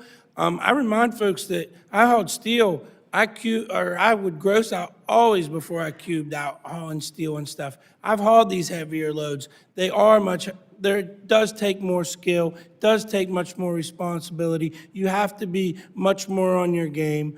And then the final straw is nobody wants to pay these people more to do this. I mean, we've heard it said in this room. You're going to haul this more weight and have to take this stress without any more pay. Mr. Pugh, your testimony also emphasizes that in addition to reducing safety, increasing the size and weight of large trucks could adversely impact small trucking businesses. Can you explain how small businesses could be impacted by increases to truck size and weight? Yeah, small business trucking, I mean, trucking in general is a very, very tight profit margin business, just like farming. There's not a lot of extra money out there. I tell people that it's a penny saved industry, not a penny made. And like I said, there's costs all the time. By doing this, you already have invested $150,000, $200,000 in a piece of equipment. And now all of a sudden, if we change the rule, because we saw this when we went to 53-foot trailers, we saw this when we went from 73, 280 to 80. All at once, this $200,000 piece of equipment you have is either obsolete, so you have to go out here and invest in more expensive equipment, or you spend $10,000, $20,000, $30,000 trying to add extra axles in these things that sound so easy to get yourself to where you can haul these loads. Because whether the shippers or the receivers need these trucks or not, they're gonna think they do. That's what happened when we went to 53 feet. Thank you, Mr. Chairman. I also just want to point out briefly that increasing truck weights or lengths would change the economics and switch more freight from rail to trucks. And of course, we know that rails are much less polluting and much more energy efficient, and this would be exactly against the interests of the country. I thank you, and I yield back. Mr. Johnson. I'm always a little bemused, Mr. Chairman. Sometimes we say that we're in a post-truth world. And listen, I get it. Politics and policy can be kind of a difficult business these days, but I still find myself a little dumbfounded by how much mischaracterization has gone on. Lots of rhetoric, but let's dive into the facts, because at some point this should still be a town where we govern on the basis of facts. Mr. Lindsey, I want to come to you first. Mr. Pugh indicated that nobody would pay more to drivers for hauling more weight. Let's get to specifics. How do you all compensate drivers? Thank you, sir, for the question. Appreciate it. Thank you for your leadership last Congress on this bill that made sense. We compensate a number of different ways. We pay by the ton. So wait a second, you pay on the basis of weight? Yes, sir, we do. When drivers carry more weight, they get paid more? Yes, sir. Okay, sorry, didn't mean to interrupt you. Go ahead. No, I think that was the answer to your question. We pay more. We also, where we use outside subcontractors and not internal, we also do RFPs on a regular basis, so that if someone wanted to go out and invest in that sixth axle so that they could have a greater return on that trip, we're also believe in this program to the point that we would let them reprice in a given window, and we will also participate in the upfront cost for that axle and for that equipment investment. So, Mr. Lindsey, just staying with you for right now, the Coalition Against Bigger Trucks published a report last week. It was a work of fiction that would have made Stephen King proud, I think. It talked about the real damage that would be done to local bridges and local roads. Mr. Lindsey, I don't want to test you too much on a quiz about the 91.6 proposal that I've been working on the last couple of years, but does the pilot program that I've introduced, does that impose any requirements on local governments? It doesn't impose. They still have jurisdiction over those local roadways, yes, sir. Yeah, so this bill has no impact on local roads and bridges? No, sir. As a matter of fact, and I can speak to Texas specifically, we're running 84,000 off the interstate in Texas, and we are dodging every way in the world to stay off the interstate to haul that extra 4,000 pounds. So what we're doing is driving past daycares, past churches, past schools, instead of getting on an interstate and taking a shorter route. So let's say we've got a state who has believed some of the concerns that Mr. Nadler has raised today about safety, not that are supported by the record, but let's say that they believe him nonetheless. Is there any state DOT, is there any state legislature under my bill that would be required to adopt 91.6? No, sir. It's an opt-in program only. Okay, and it's a pilot program, right? I mean, narrowly tailored to allow us to gain more data about what the reality is with higher weights and an additional axle. Is my understanding about that right? Yes, sir. Then we process the data and we make a decision from there.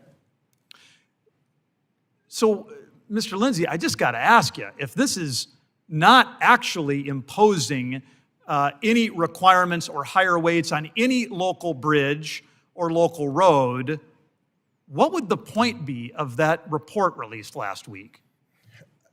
You know, that's a really good question. In my mind, it's taking those heavier loads off of those local roads and local bridges that may be in worse disrepair, quite frankly, than an interstate structure. Here's what I think I know. I think I know that when you're holding a weak hand of cards, when the data that you believe doesn't actually win the victory, what you do is you try to erect a straw man. You try to tell people that local bridges are going to be damaged by a piece of legislation, when in fact that is provably, demonstrably false. It is an argument being advanced by people who know that they don't have the data to win the argument on a narrow pilot program, state opt-in, focused just on the interstate. Let's turn toward intermodal shift because we've had a boogeyman erected there as well. Mr. Lindsey, are you aware of how much reports have shown would actually happen in the intermodal shift space? We are a Class 3 rail provider on our own. Right? So the notion that we're going to use less rail or this would allow us to use less rail is absolutely false. As a matter of fact, the rail companies now turn down business from us because they can't service us. I asked one of my colleagues last week what they thought the intermodal shift of this bill would be. They said, gosh, I don't know. I mean, I've heard people concerned about it, 5 or 10%. Not 10%, not 5%, not 1%. The reports say that the intermodal shift would be 0.34%. Reasonable people can disagree on policy, but damn it, reasonable people should have to tell the truth about the real impacts of the legislative proposals before us. With that, Mr. Chair, I would yield back. Ms. Hull. Thank you. So this has been a really great panel to listen to. You know, the trucking industry employs 1 in 16 Oregonians, and my son's a Teamster. So what you do is really important, and certainly our office has been focused on how we get more rest areas for truckers. It's absolutely critical, and I've talked to women in the trucking industry, and there aren't a lot, and women that would like to be in the trucking industry, but it's not safe because there's not a safe place for them to be. So happy to work with any of you on that. The industry lost 114,000 drivers over the last decade and needs to hire 1.1 million more in the next 10 years. And there's nearly 3 times as many commercial driver's license holders as there are trucking jobs. So what I want to touch on is, and Mr. Scandaglia, for you to start, why are so many drivers leaving? The annual turnover at large truckload carriers is 80 to 90%, and at Teamster carriers, it's just 10 to 15%. So why do you feel like that plays out differently? Thank you for the question. What has been apparent for a long time is that work in the trucking industry, like work in most industries, behaves as we would expect a labor market to behave. And so when drivers are not adequately compensated, when the benefits that are provided to them are not sufficient for a driver to say, this is a career that I want, we can't be surprised that that driver doesn't stay. There's a number of other pieces that are part of this as well. You know, frustrations with things you've heard about today, like truck parking, issues like being induced into predatory truck leases is a problem. So there's a lot of things that may result in someone not staying in the industry. But I think for our members, we don't see that. Our members come to these jobs that pay them the wages that they're seeking, and they frequently tend to stay there for their careers. And so when we look at the rest of the industry who says, you know, we can't hire anyone, we can't find anyone, broadly speaking, that's not the experience that we're having at our carriers. Great, thank you. I also believe that we need to expose more young people to trades in high schools. When we cut, because of budget cuts in the 90s in Oregon, we cut CTE. The average age of an apprentice was 19.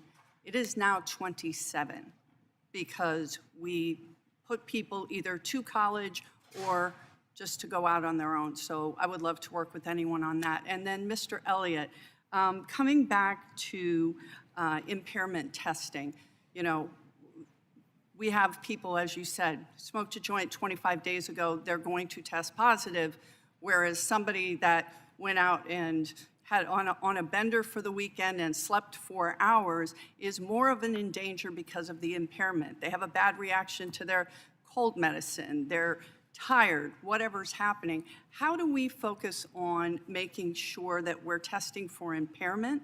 And what role do you think the federal government should have in that? You know, I think it's very difficult to real-time test. I mean, in a perfect world, that would be the great answer.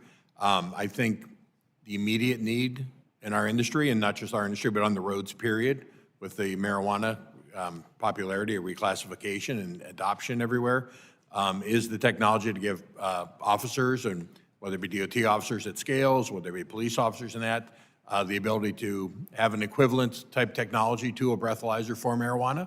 I'm not a scientist, so I don't know where they're at in that process, but I really think that is something that is going to be needed much sooner than later with the way that our individual states are legalizing and adopting this.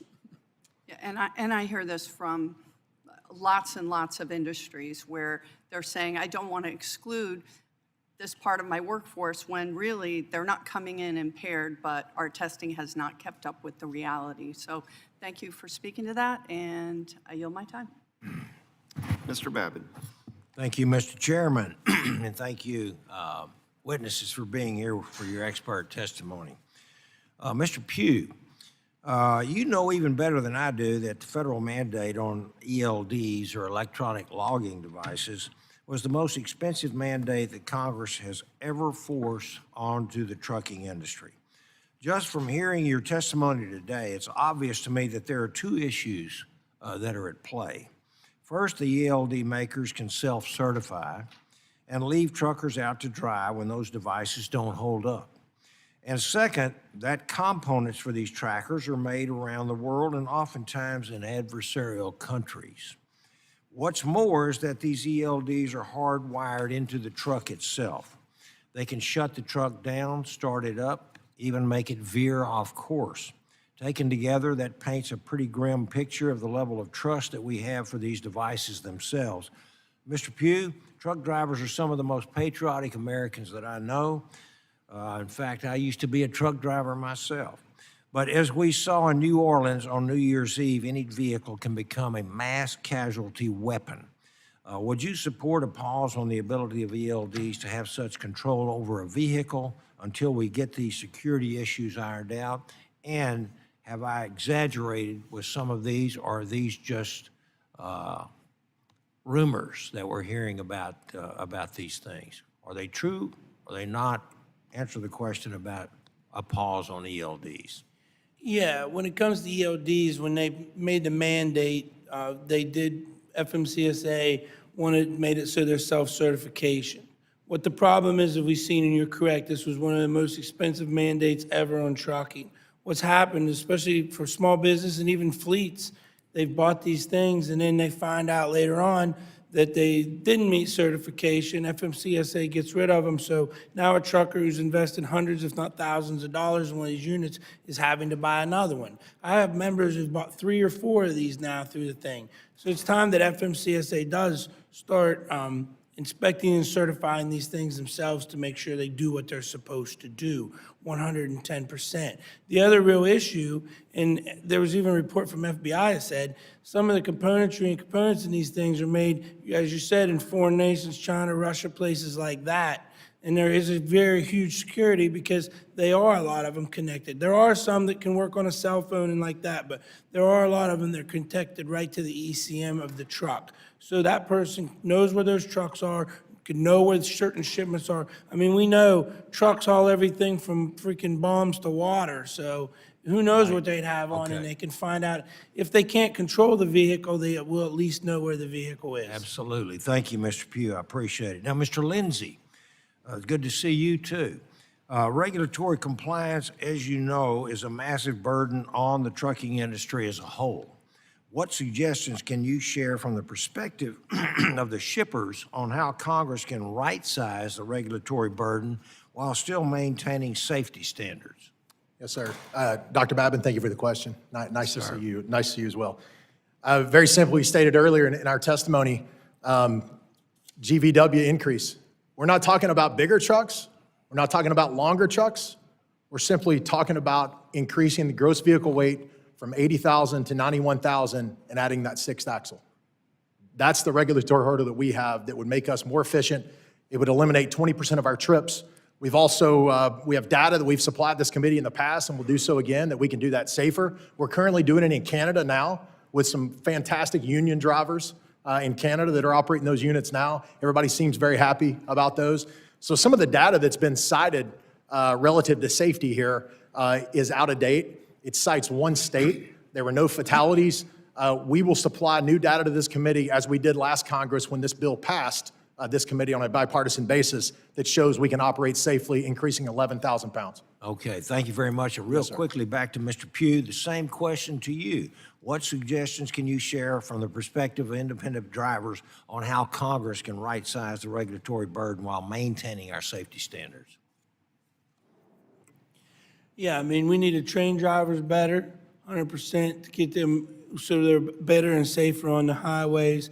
And I think we need to make the barrier of entry into trucking a little bit higher to where all these people aren't becoming motor carriers as well. We've seen an influx, especially since COVID, of a lot of people becoming motor carriers who don't really understand the business, and we don't even know where they're coming from. I also would add that I think that DOT or FMCSA needs to do some research and studies on non-domicile CDLs, because it seems to open the doors to flood the gates from foreign folks coming in here.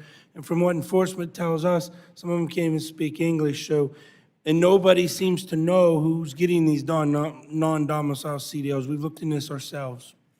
Thank you very much. I guess they didn't hear that President Trump signed an executive order making English the official language here. Thank you. I'll yield back. Ms. Poe. Thank you. Thank you, Mr. Chairman.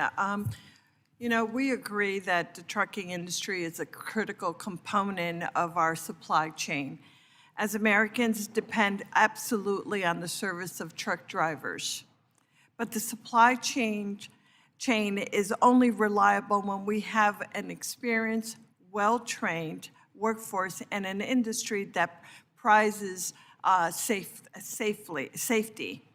Unfortunately, the fatal truck crashes that are a sad reality right now in my state on I-80, I'm sorry, the International Highway 80 and Route 208 and other highways around our district.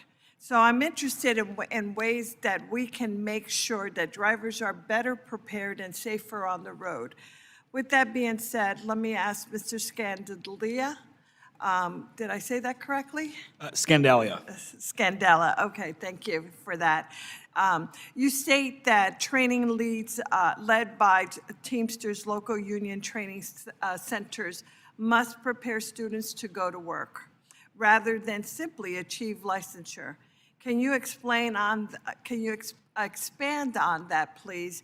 And also provide us how additional training improves safety for drivers and others on the road? Absolutely. So as my testimony stated, the schools that the Teamsters run are focused on the idea of not just making sure that someone can pass their exams and be handed a license at the end of the day. We are very focused on the idea that when you go through our schools, when you graduate, not only have you accomplished whatever the federal government has told you you have to accomplish, but in fact you are ready to be a truck driver and be a safe truck driver. Unfortunately, that is not how a lot of schools in this country run. We have effectively diploma mills in a lot of places where they'll rush you through as fast as humanly possible, and they don't really care what happens to you once you're out and once you've paid them. So we're focused on graduating good drivers, graduating drivers who are prepared for a job, and then connecting those drivers with jobs upon graduation. We have extremely high graduation rates compared to other entities in the space, and we feel confident that the drivers that we put on the road do an excellent job of keeping both themselves and the general public safe. Thank you. Thank you for that. Mr. Pugh, in your testimony, you highlighted implementation of new entry-level driver training requirements as an important step in ensuring new drivers are better prepared for and safer for the road. For the roads. Can you please share how drivers' preparedness changed after those requirements were implemented? Yes, thank you for your question. And yeah, drivers need to be prepared. I mean, we train to win. I mean, that's why we have the greatest armed forces in the nation, because we train them to win and train them for everything. We train pilots, we train all these people, but for trucking, it's just a matter of you pass a test and you get a CDL and you can go anywhere in this country. And you know, you take a kid who's 21 years old, who's never been out of Florida, and all of a sudden he's heading to the Rocky Mountains in January, we're probably setting ourselves up for disaster. During the entry-level driver training that was passed in, I think, 2015, we wanted regular out behind the wheel hours required, and that got cut out at the last minute. And, you know, we talk about that for the 18 to 20-year-old drivers, and they need mandatory. Well, so does somebody who's 45 and never drove a truck. I mean, they could have drove a Prius their whole life or something. So, I mean, highway safety, it all comes back to training and investing in these people. And if we have to train, yeah, there's going to be an added expense there. But that expense, it should be well worth it, because we hear all the time that, just like the ELD, that expense was going to save all these lives. Well, we know training saves lives. There's no doubt about it. Thank you. Thank you so very much. I know that we only have like 30 seconds, so I'm going to ask you, Mr. Pugh, once again, what specific areas should the committee consider for the upcoming surface transportation bill to further improve upon these safety gains that you've talked about? Real quickly, we have like 15 seconds. Parking. Okay. Thank you. That was fast enough. Thank you so very much. Mr. Chairman, thank you. I yield back. Mr. Weed. Thank you, Mr. Chairman. Thank you to all of our witnesses here today. Our topic is one that is near and dear to my heart and critically important to the state of Wisconsin, which has over 57,000 trucking companies, primarily small, locally owned businesses, and 77% of communities that exclusively rely on to move their goods.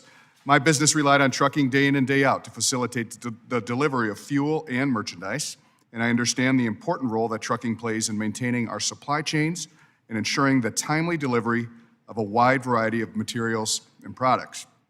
In Wisconsin, there are many examples where state legal overweight logging trucks must exit the interstate and travel on state and local roads. Meanwhile, the only thing that changes is the designation of the road as an interstate. Drivers encounter local two-way traffic, school zones, churches, and driveways, creating a higher risk of accidents. Mr. Lindsey, could you speak more about how the GVW pilot program would work to resolve issues like that? Yes, sir. Thank you for your question. The majority of our states allow, to your point, more than 80,000 today, just obviously not on the interstate. They're on state and local roads, right? So they're traveling through neighborhoods, past churches, past schools. Our bill simply says, or our pilot program simply says, it's not a bigger truck, it's not a longer truck. We just want to move as much traffic as we can as possible onto the interstate system and off of those state and local roads. That is a much safer scenario for the traveling public and for those drivers. So from a construction standpoint, why is the interstate system better suited to handle vehicles over 80,000 pounds? It should be designed. Now, every DOT is a little bit different, right? But there's certain standards that the feds have mandated over the years. It should be designed to carry increased weights and handle those loads. Mr. Glessing, farmers face unique challenges on our roadways between hauling perishable goods and transporting livestock. Can you detail how federal motor carrier rules account for these unique challenges? Yeah, certainly appreciate the question. When you're hauling perishable products, you need to get there, and typically, when you look at those animals on that trailer, the rules need to be flexible in order to get them to the end goal of wherever they need to go. And when you look at rural areas, you have to travel a long ways to get them there, especially when you get out from metropolitan areas. There's a long ways in between cities and places where they need to go. Are there any identified challenges Congress should, examine as we look ahead to the upcoming, the surface transportation reauthorization? Well, certainly when you look at the 150 miles, expanding that would be top of mind on my list of things to try and help alleviate that hours of service issue. Okay, great, thank you. Mr. Pugh, what challenges, from your perspective, do small and independent truckers, which is a lot of our truckers, obviously, what do they face in complying with federal regulations? Yeah, first and foremost, is a safe place to park every night, because they are governed by hours of service. As Mr. Elliott said, they feel like they're playing beat the clock nowadays with the ELD and no flexibility in hours of service. And that's all trucking. I know it's very stressful and strenuous on them. But we also have to be careful with flexibility, because sometimes with flexibility becomes people take advantage of their time and stuff, waiting to load and unload. So that's a very fine line that we have to be very careful with. This fraud that's out there right now, small business carriers are really having a lot of trouble with that. No one seems to be listening. We need to get this Norton Holmes bill passed as soon as possible to try to slow some of the fraud down that they're seeing as well. And as far as employee drivers, again, I would go back to pay and making less than a living wage for most of the long haul segment of trucking, working 60, 70 hours a week and not receiving overtime. As far as, could you discuss legislative efforts this committee could consider to combat freight fraud? Yes, Ranking Member Norton has a bill, the Household Movers Act, I think is what it's called. But what it does is it would give FMCSA the ability to go back and file civil penalties to brokers or that they don't have now. Also, it would make brokers have a physical address, something that trucking companies have had for a long time. And so that way, if a broker does this illegally, they at least know where to find them, because a lot of this is coming from people overseas, we're afraid. Great, thank you. I yield back. Ms. Titus. Thank you, Mr. Chairman. I think Norton Holmes' bill is the household goods shipping customer bill. I'm a co-sponsor of that, and I agree with you. I think we need to get it passed. And just kind of building on that, something I've been concerned about is combating organized retail crime. We see so much of that. It's not just a one-off stealing a magazine anymore. It's a major organized crime, and the money is used for all kinds of nefarious reasons. I've got legislation on that, but I've also, as the ranking member of the Railroad Subcommittee, seen that it's cargo crime as well. Could you address how that impacts the trucking industry, or if it does, and what we might do to help give more authority to regulatory body to help you deal with that? Mr. Pugh or anybody, Mr. Lindsey? Well, obviously, thank you, ma'am. And we're concerned about anything that affects our 50,000 employees, right? And you mentioned retail crime. That makes the cost of living go up for everybody. So we worry about that. From a rail standpoint, telematics is really important for us. And so being able to track our shipments. Now, the benefit that we have, we're sending a lot of cement and a lot of rock and sand, and most folks aren't in the market to steal a rail car full of rock, right? They don't have much to do with it after they fix their potholes in their driveway. So we don't face the same challenge that most retailers do. But I think instituting telematics and then everything we can do from this body to make what we're transporting more efficient, right? And I would go back to a GVW bill. If we're eliminating 20% of our trucks on the road to move the same number of loads, we're cutting down on those trips and make things more efficient. So does the Federal Motor Carrier Safety Administration have authority now to help you with that telematics you were talking about? You know, ma'am, I'm not an expert on that. I can get an answer for you, though. Mr. Pugh? Yeah, I mean, this is affecting brokers, this is affecting truckers and small business carriers, everybody.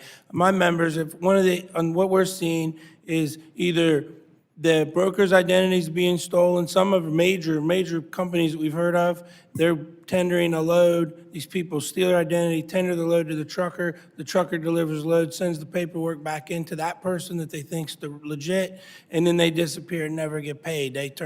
And we see that happening. We see carrier's identity stolen. They go pick up a load for this the carrier with a stolen identity. They steal the freight. Then it comes back on one of our members or another trucking company's, their insurance, and they didn't even haul the load or know anything about it.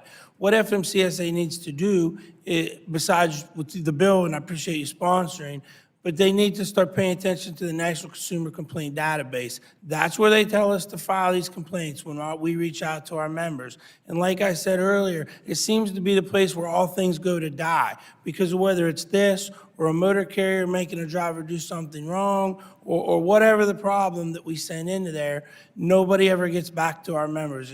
And we also feel that they probably should change the name, because a lot of truckers, including myself, I didn't even know this existed until I went in the office at OOIDA in 2018, and I never would have thought that the National Consumer Complaint Database is where a trucker or a trucking company goes, or a broker, to report this kind of fraud. Thank you. Well, as we look at this issue, we need to be sure that we include retailers, trains, trucks, everybody that's being hit by this organized crime. So thank you for that. We talked a lot about the supply chain. I want to talk about the people who make it happen, the truckers themselves. Some of this has come up, but Mr. Scandaglia, could you tell us about current regulations like hours of service, how they help address driver fatigue and other things that make it difficult maybe to talk somebody into being a trucker or staying a trucker once they get there, so that they know that they're safe, protected, have good benefits? Absolutely. I think the comment was made earlier that it's important that on hours of service, we don't go back to the 80s and 90s or later than that when we had a Wild West of fatigue protections. So absolutely, hours of service are a bedrock for our folks who should not be driving 14, 18, 20 hours a day. It's unsafe. And I think everyone more or less agrees on that. But being able to explain to our drivers, these are the federal regulations vis-a-vis how long you can drive, based on how long we think you can drive safely. And if an employer attempts to coerce you to drive beyond those limits in a way that violates regulation, we can protect you. And I think that's a comfort for our drivers. Okay.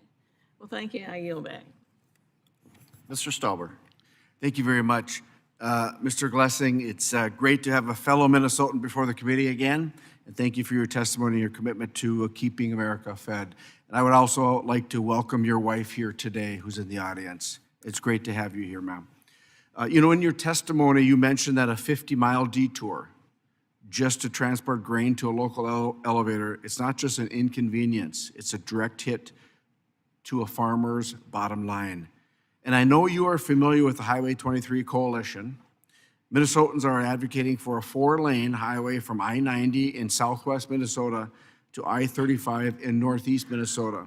Can you elaborate on what this would mean for the transportation of agricultural commodities and livestock that is important to small towns and rural areas in our greater Minnesota?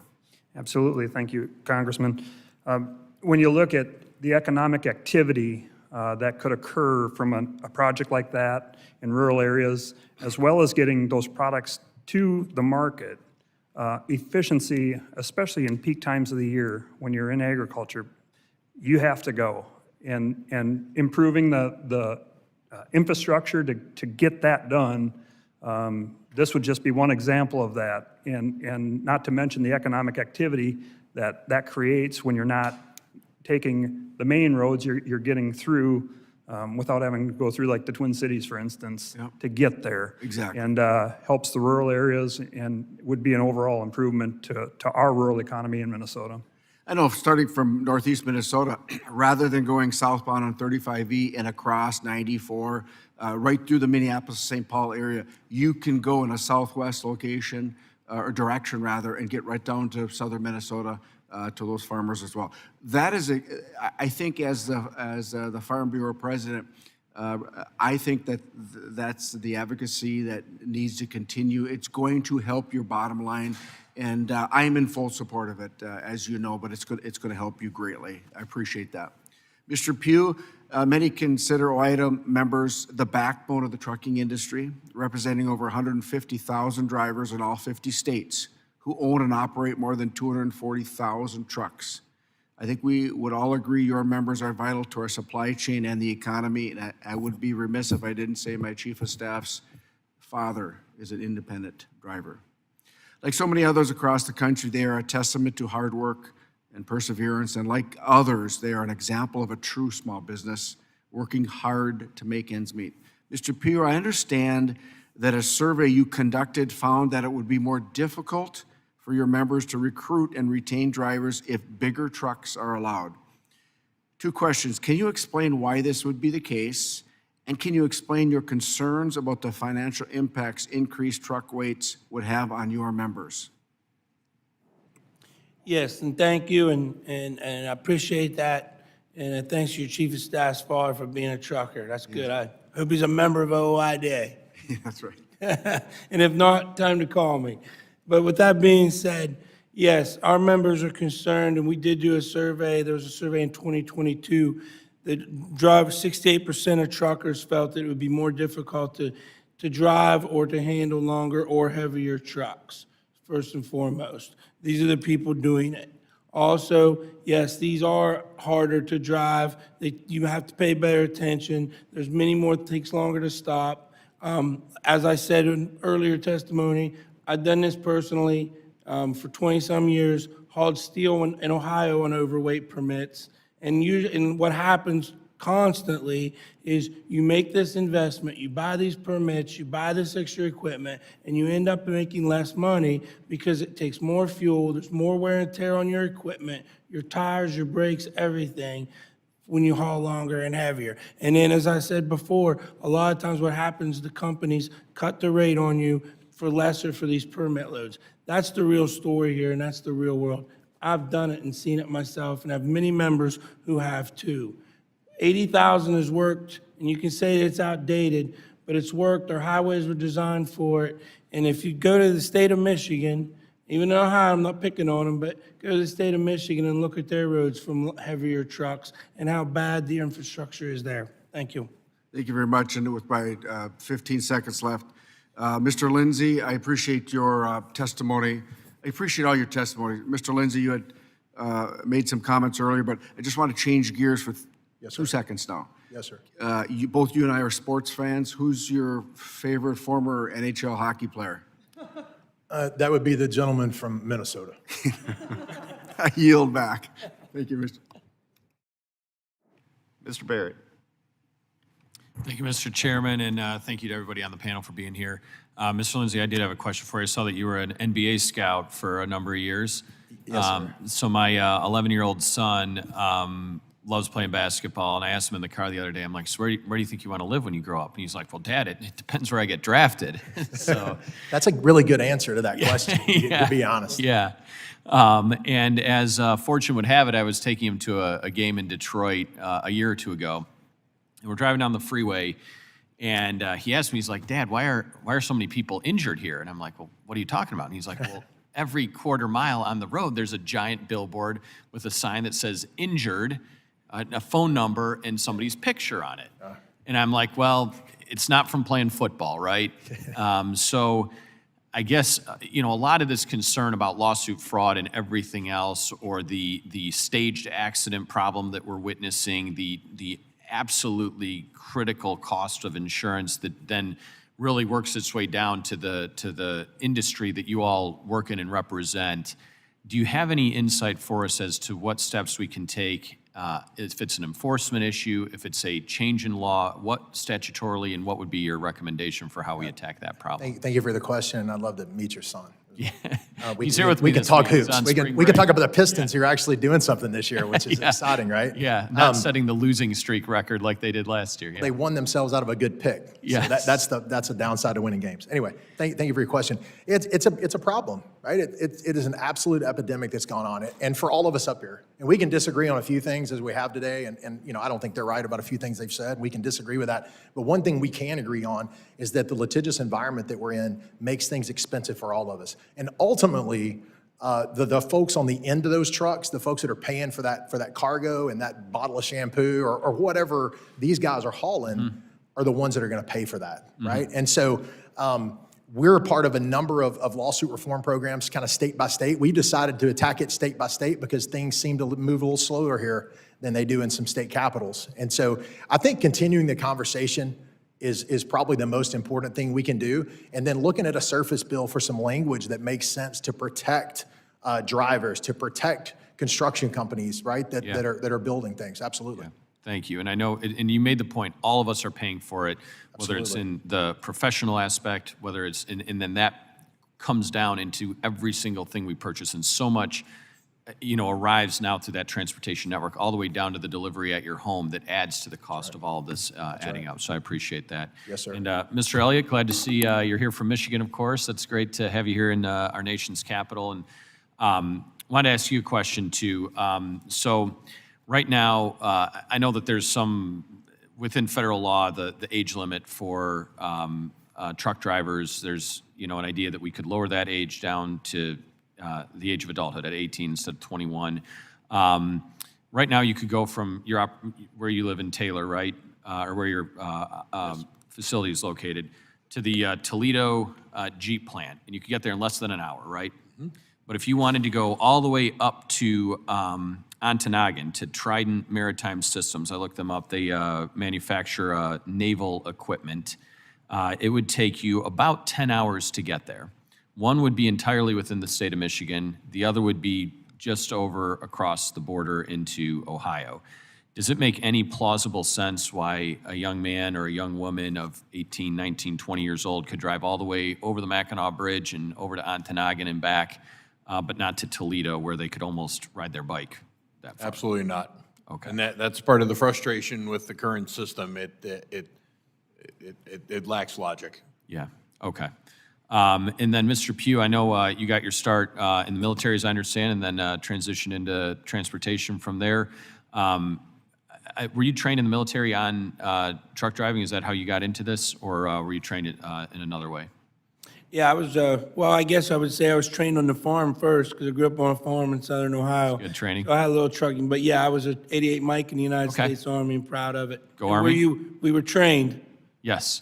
So would you agree with me that the training that you received from the military, well, not exactly, you know, representative, it's a good training. So if you do come out of the military, and perhaps you're not 21 yet, you should be capable of safely operating a vehicle on our nation's system.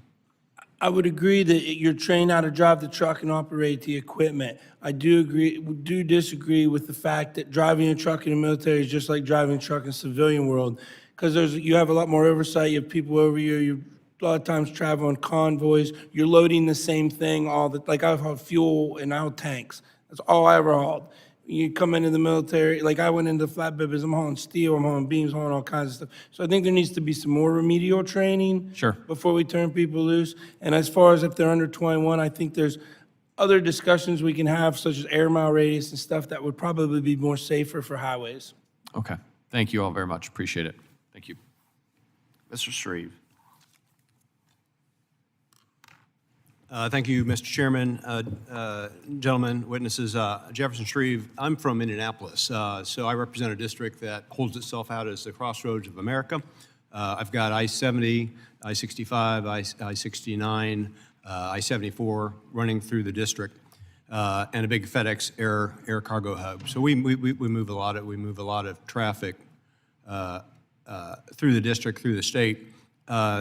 In my visits with groups like the National Tank Truck Carriers and ATA and whatnot, the issue that keeps coming back up is truck parking, and others have asked and talked about it today, but I don't think anyone's asked who your drivers would sort of hold out as being which states have gotten that right. If you're moving equipment across I-70, which states have more or less figured out how to provide for the parking that the industry needs to enable the drivers to be compliant while applying their profession. Because that's something that in the here and now, as we rebuild I-70 from Indianapolis over to the Ohio state line and are reworking our truck stops and figuring out from a zoning and use standpoint what can or can't go in these areas relative to the commercial development along the interstate exits, how we're going to figure out to provide for that need for parking, for all this truck traffic that moves through our state that underpins a distribution-based economy. So who's doing it right? Mr. Pugh, probably. I'm sorry, Mr. Elliott, Mr. Pugh, but probably Mr. Pugh in terms of the voice of your drivers. If you could help me with that. Yeah, I'm not totally prepared to answer that question. I can tell you, being from the region, Michigan-based, Indiana has made some very good improvements, and I think is on the right track and positive. I don't have an answer state by state, but it's something I could probably go back and survey and get for you. Okay, so you're seeing headway in improvements in the Chicagoland area, the region northwest Indiana, which isn't the part that I represent. But that area's tough. Gary is not ideal. Okay, Mr. Pugh, your drivers, your members, how do they feel? Who's doing it right? I would say along Interstate 70, Indiana has done a good job. I've noticed that myself I'm from Ohio, and traveling to Kansas City area for work, for OOIDA, back and forth.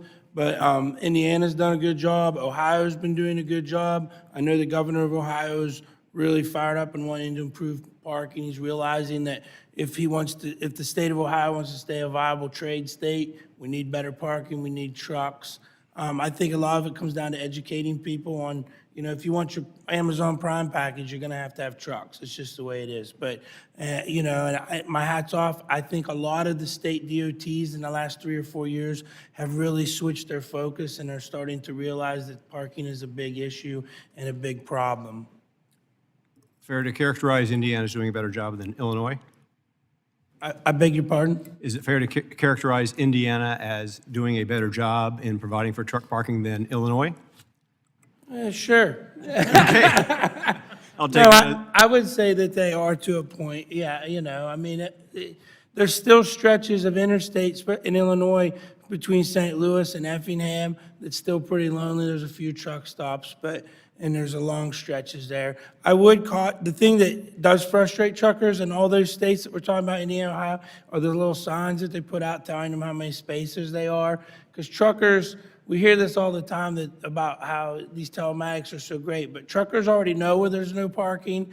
They feel like that money would have been better spent if you'd have just put some more parking spots out there. All right, okay, thank you. Mr. Chairman, I yield back. Mr. Taylor.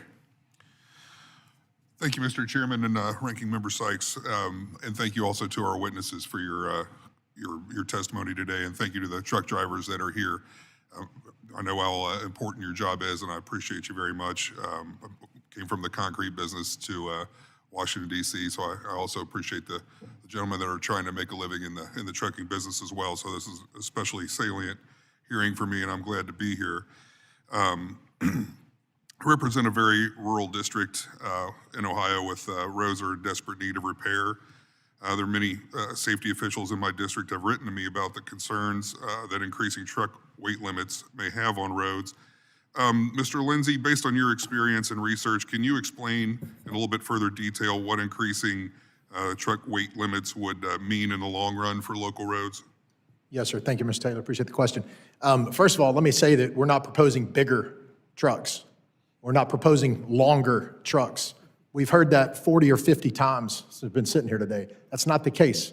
Our pilot program, which will be an opt-in for the state of Ohio, which means they don't have to do it, right? Columbus can decide, takes the interstate weight from 80 to 91,000. Most roads in our country today that are off network, off the interstate, currently have more weight than that on them today. They are operating on today, in many with less than 6 axles. many with 5 axles at 90 to 92 to 95,000 pounds. And I don't hear drivers complaining about that. So we believe that taking those loads, it wouldn't be every load, but it would be a number of loads, say 20% of the loads. If we can move those onto the interstate and off those state and local roads, your local officials are going to be happy with that. Okay. Now, my public school math indicates to me that if you added the extra axle, you would, on an 18-wheeler, you would increase braking surface area by 22%. If you went from 80,000 to 91,000, you'd increase the load by about 14%. Is that right? Yes, sir. I have the same public school, China Spring, Texas math, so I'm going to trust you when you said that. So I don't have a calculator. They already bulldozed my public school, so yours is probably better. So for as far as safety concerns, have they done actual studies? As there's been some testimony about stopping distances. After those numbers, is there proof that it takes longer to stop? No, sir. It actually stops shorter with that 6-axle, and we will again provide that data to this committee. We are operating under those standards in Canada right now in a safe manner. And again, safety is our #1 priority, right? We have our brand on the side of our doors, and that means a lot to us. In the Shelley brand in Ohio, and whatever the Thompson brand in North Carolina, it means a lot to our folks. We're not going to do anything that's going to risk our drivers being safe or the general public being safe. Right. I think anybody who's in the trucking business very long understands that even if you don't care about safety, you find out very quickly if you care about the bottom line, you practice safety. Yes, sir. On the issue of safety, it being so important, if I could, just by a show of hands, who on the panel would favor a requirement that CDL drivers be able to read and speak English? Just raise your hand if you agree with that requirement. Wonderful. Thank you very much. American businesses have always been the best innovators, not the federal government. With that in mind, over the past decade, companies have vastly improved both trucking technology and fuel efficiency. Unfortunately, the previous administration has distorted the market with the EPA's de facto electric truck mandate. I fully support Administrator Zeldin's decision to reconsider this rule, and I'm confident the EPA will correct this flawed rule. Mr. Elliott, in your testimony, you mentioned that electric trucks make up only 0.01% of the commercial truck population. Can you highlight how this de facto electric truck mandate, should it remain in effect, will impact the trucking industry? Quite simply, it would be devastating. We have one in our fleet due to a customer demand. The vehicle was almost 3.5 times the price of an associated diesel truck. Your average customer, which goes down to the consumer, does not want to pay that. I have a friend who's headed a large publicly traded company. The company itself is valued at $8 billion on the stock market. To convert to electric would cost $21 billion. So quite simply, in today's market, it is not financially feasible for companies to do it.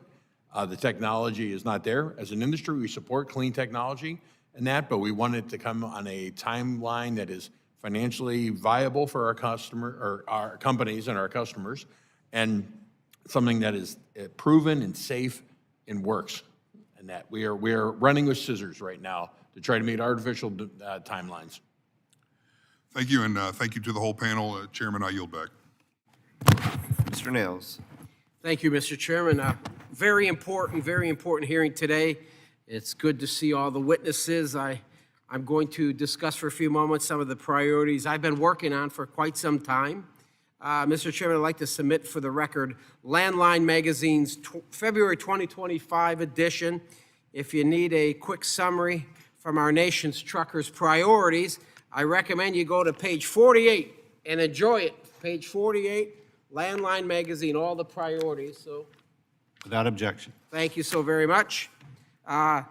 Next week, I'm going to plan on reintroducing the Trucker Bathroom Access Act with Congresswoman Houlihan.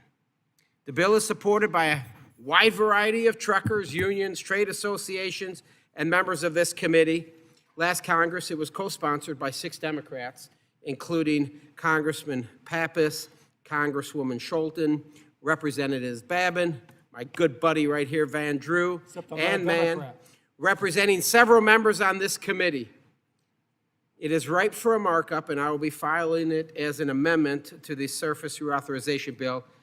So we will be getting a vote on this thing, one way or the other. We'll get a vote on it. I also want to reiterate my support for the work Mr. Boss has done on the truck parking. And I believe that Truck Parking Safety Improvement Act needs to be included in any surface reauthorization bill and is critical for safety. We simply can't put truckers parked on the side of the road. We've talked about it here for the last couple of hours. It's unfair to them. It's unfair to the public. We can find money for all other things. We find a lot of ways to waste a lot of money around here in this town. We should be able to find funding for our truck parking.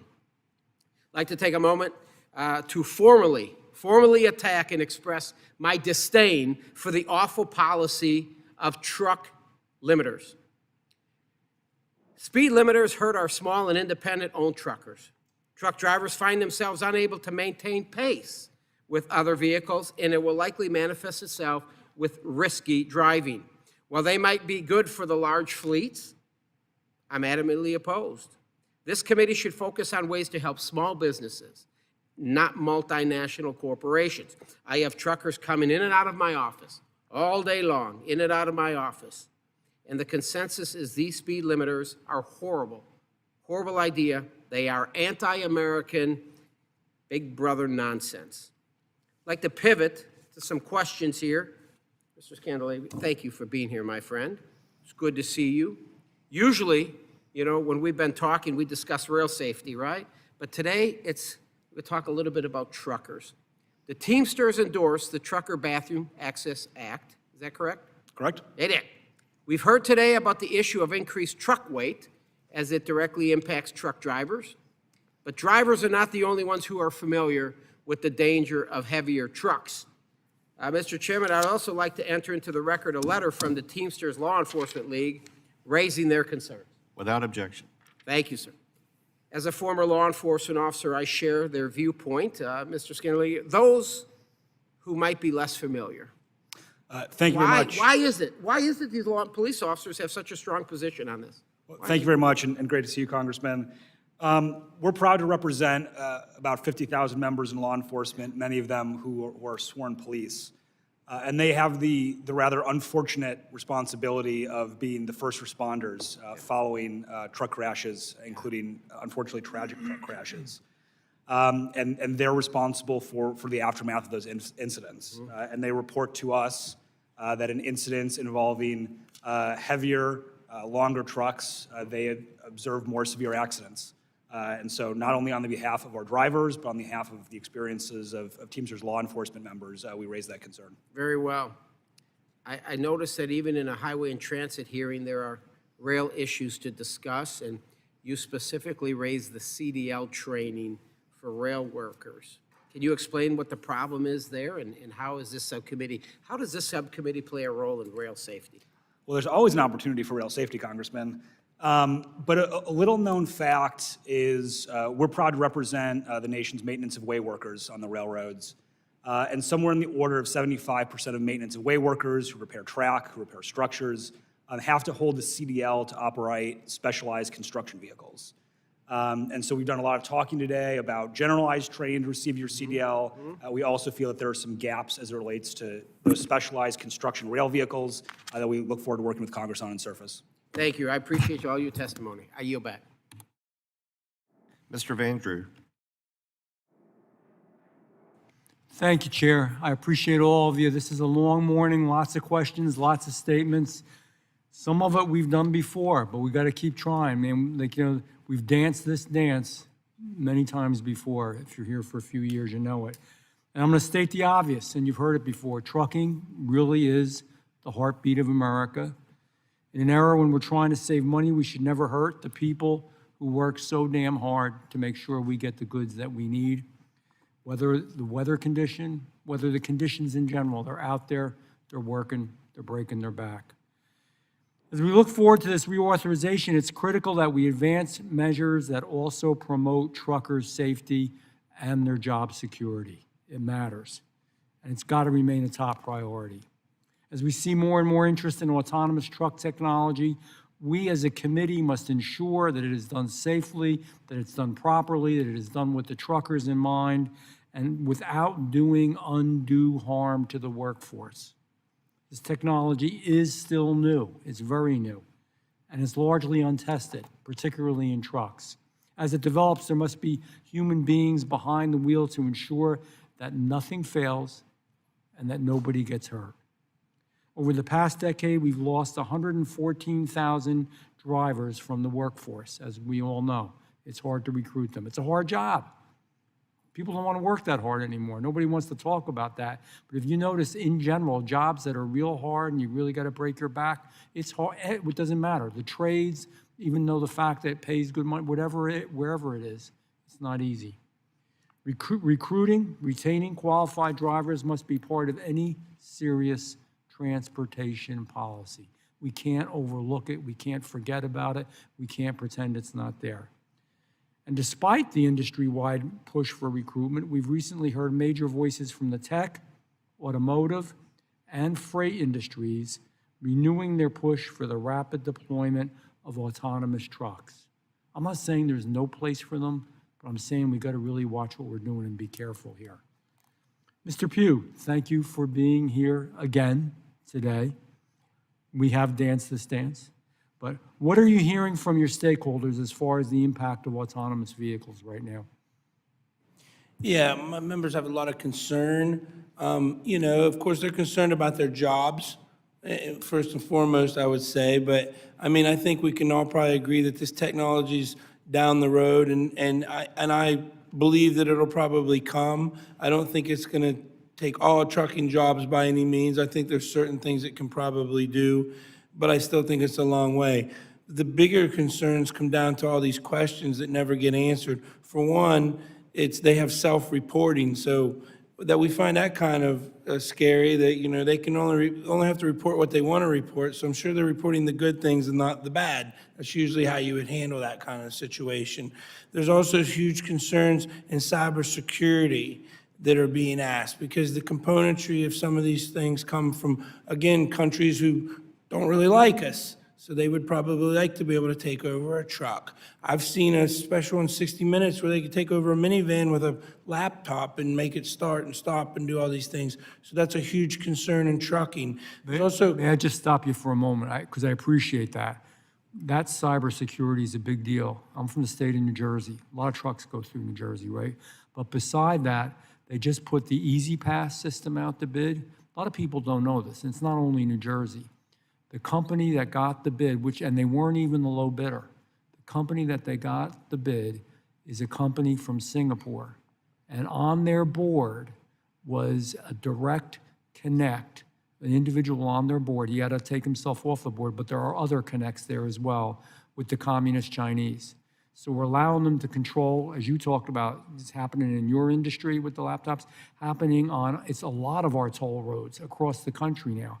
I don't know what the hell is wrong with us as a Congress that we can't see that this is a problem. This shouldn't be allowed to happen. In your example, or even in the example of that Easy Pass bid. Go ahead, I'm sorry. yes, you're exactly correct. That's a huge, huge concern. And again, the other concern is, what do these trucks do in an accident situation, such as, say, there's a school bus or some family of car with kids on the side? Do they hit the car? Do they go in a ditch? Do they run over the people? I imagine these things are probably programmed at least to go for the path of least resistance so they get the least amount of harm. We also find it troubling that we've asked and asked and asked for either myself or other members who have trucking experience to come take a ride in one of these vehicles, and we still have never been taken up on that offer. Unbelievable. If it's good, why don't they want you on a ride? Exactly.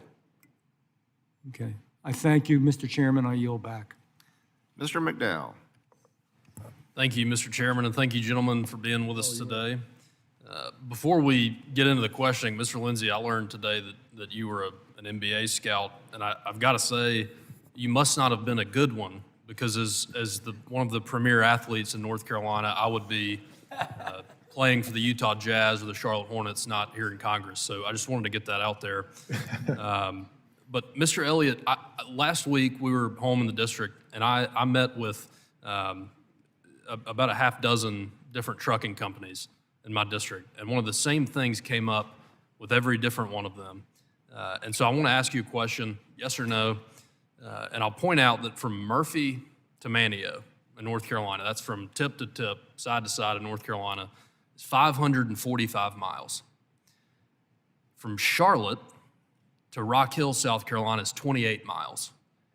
Is there a logical explanation for why someone could not make a drive from Charlotte to Rock Hill, but they could make it from Murphy to Manteo? No, there is not. What a wild concept that is. I wish I could answer that for you. Well, I mean, there's no real explanation, so I think you did. Mr. Glessing, you detailed how exemptions from Federal Motor Carrier Safety Administration's hour of service requirements can be vital to truckers hauling livestock or perishable commodities. Can you put a finer point on this issue by explaining, from your perspective, what would happen if exemptions are not continued in the surface transportation reauthorization?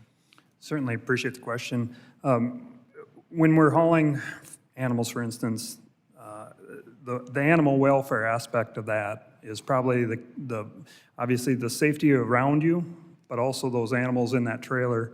And if you lift that exemption, you'd hate to think what would happen, because when you are that close, those critters need to get to where they're going. And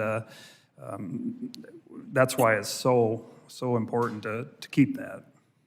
Gotcha. Mr. Elliott, another thing that came up last week in my meetings was where are these truckers supposed to park? And as you know, states may use the highway formula funds to expand available truck parking. However, as we learned at a hearing here in January, shortages of truck parking still exist, and truckers can spend nearly an hour on average looking for a parking spot.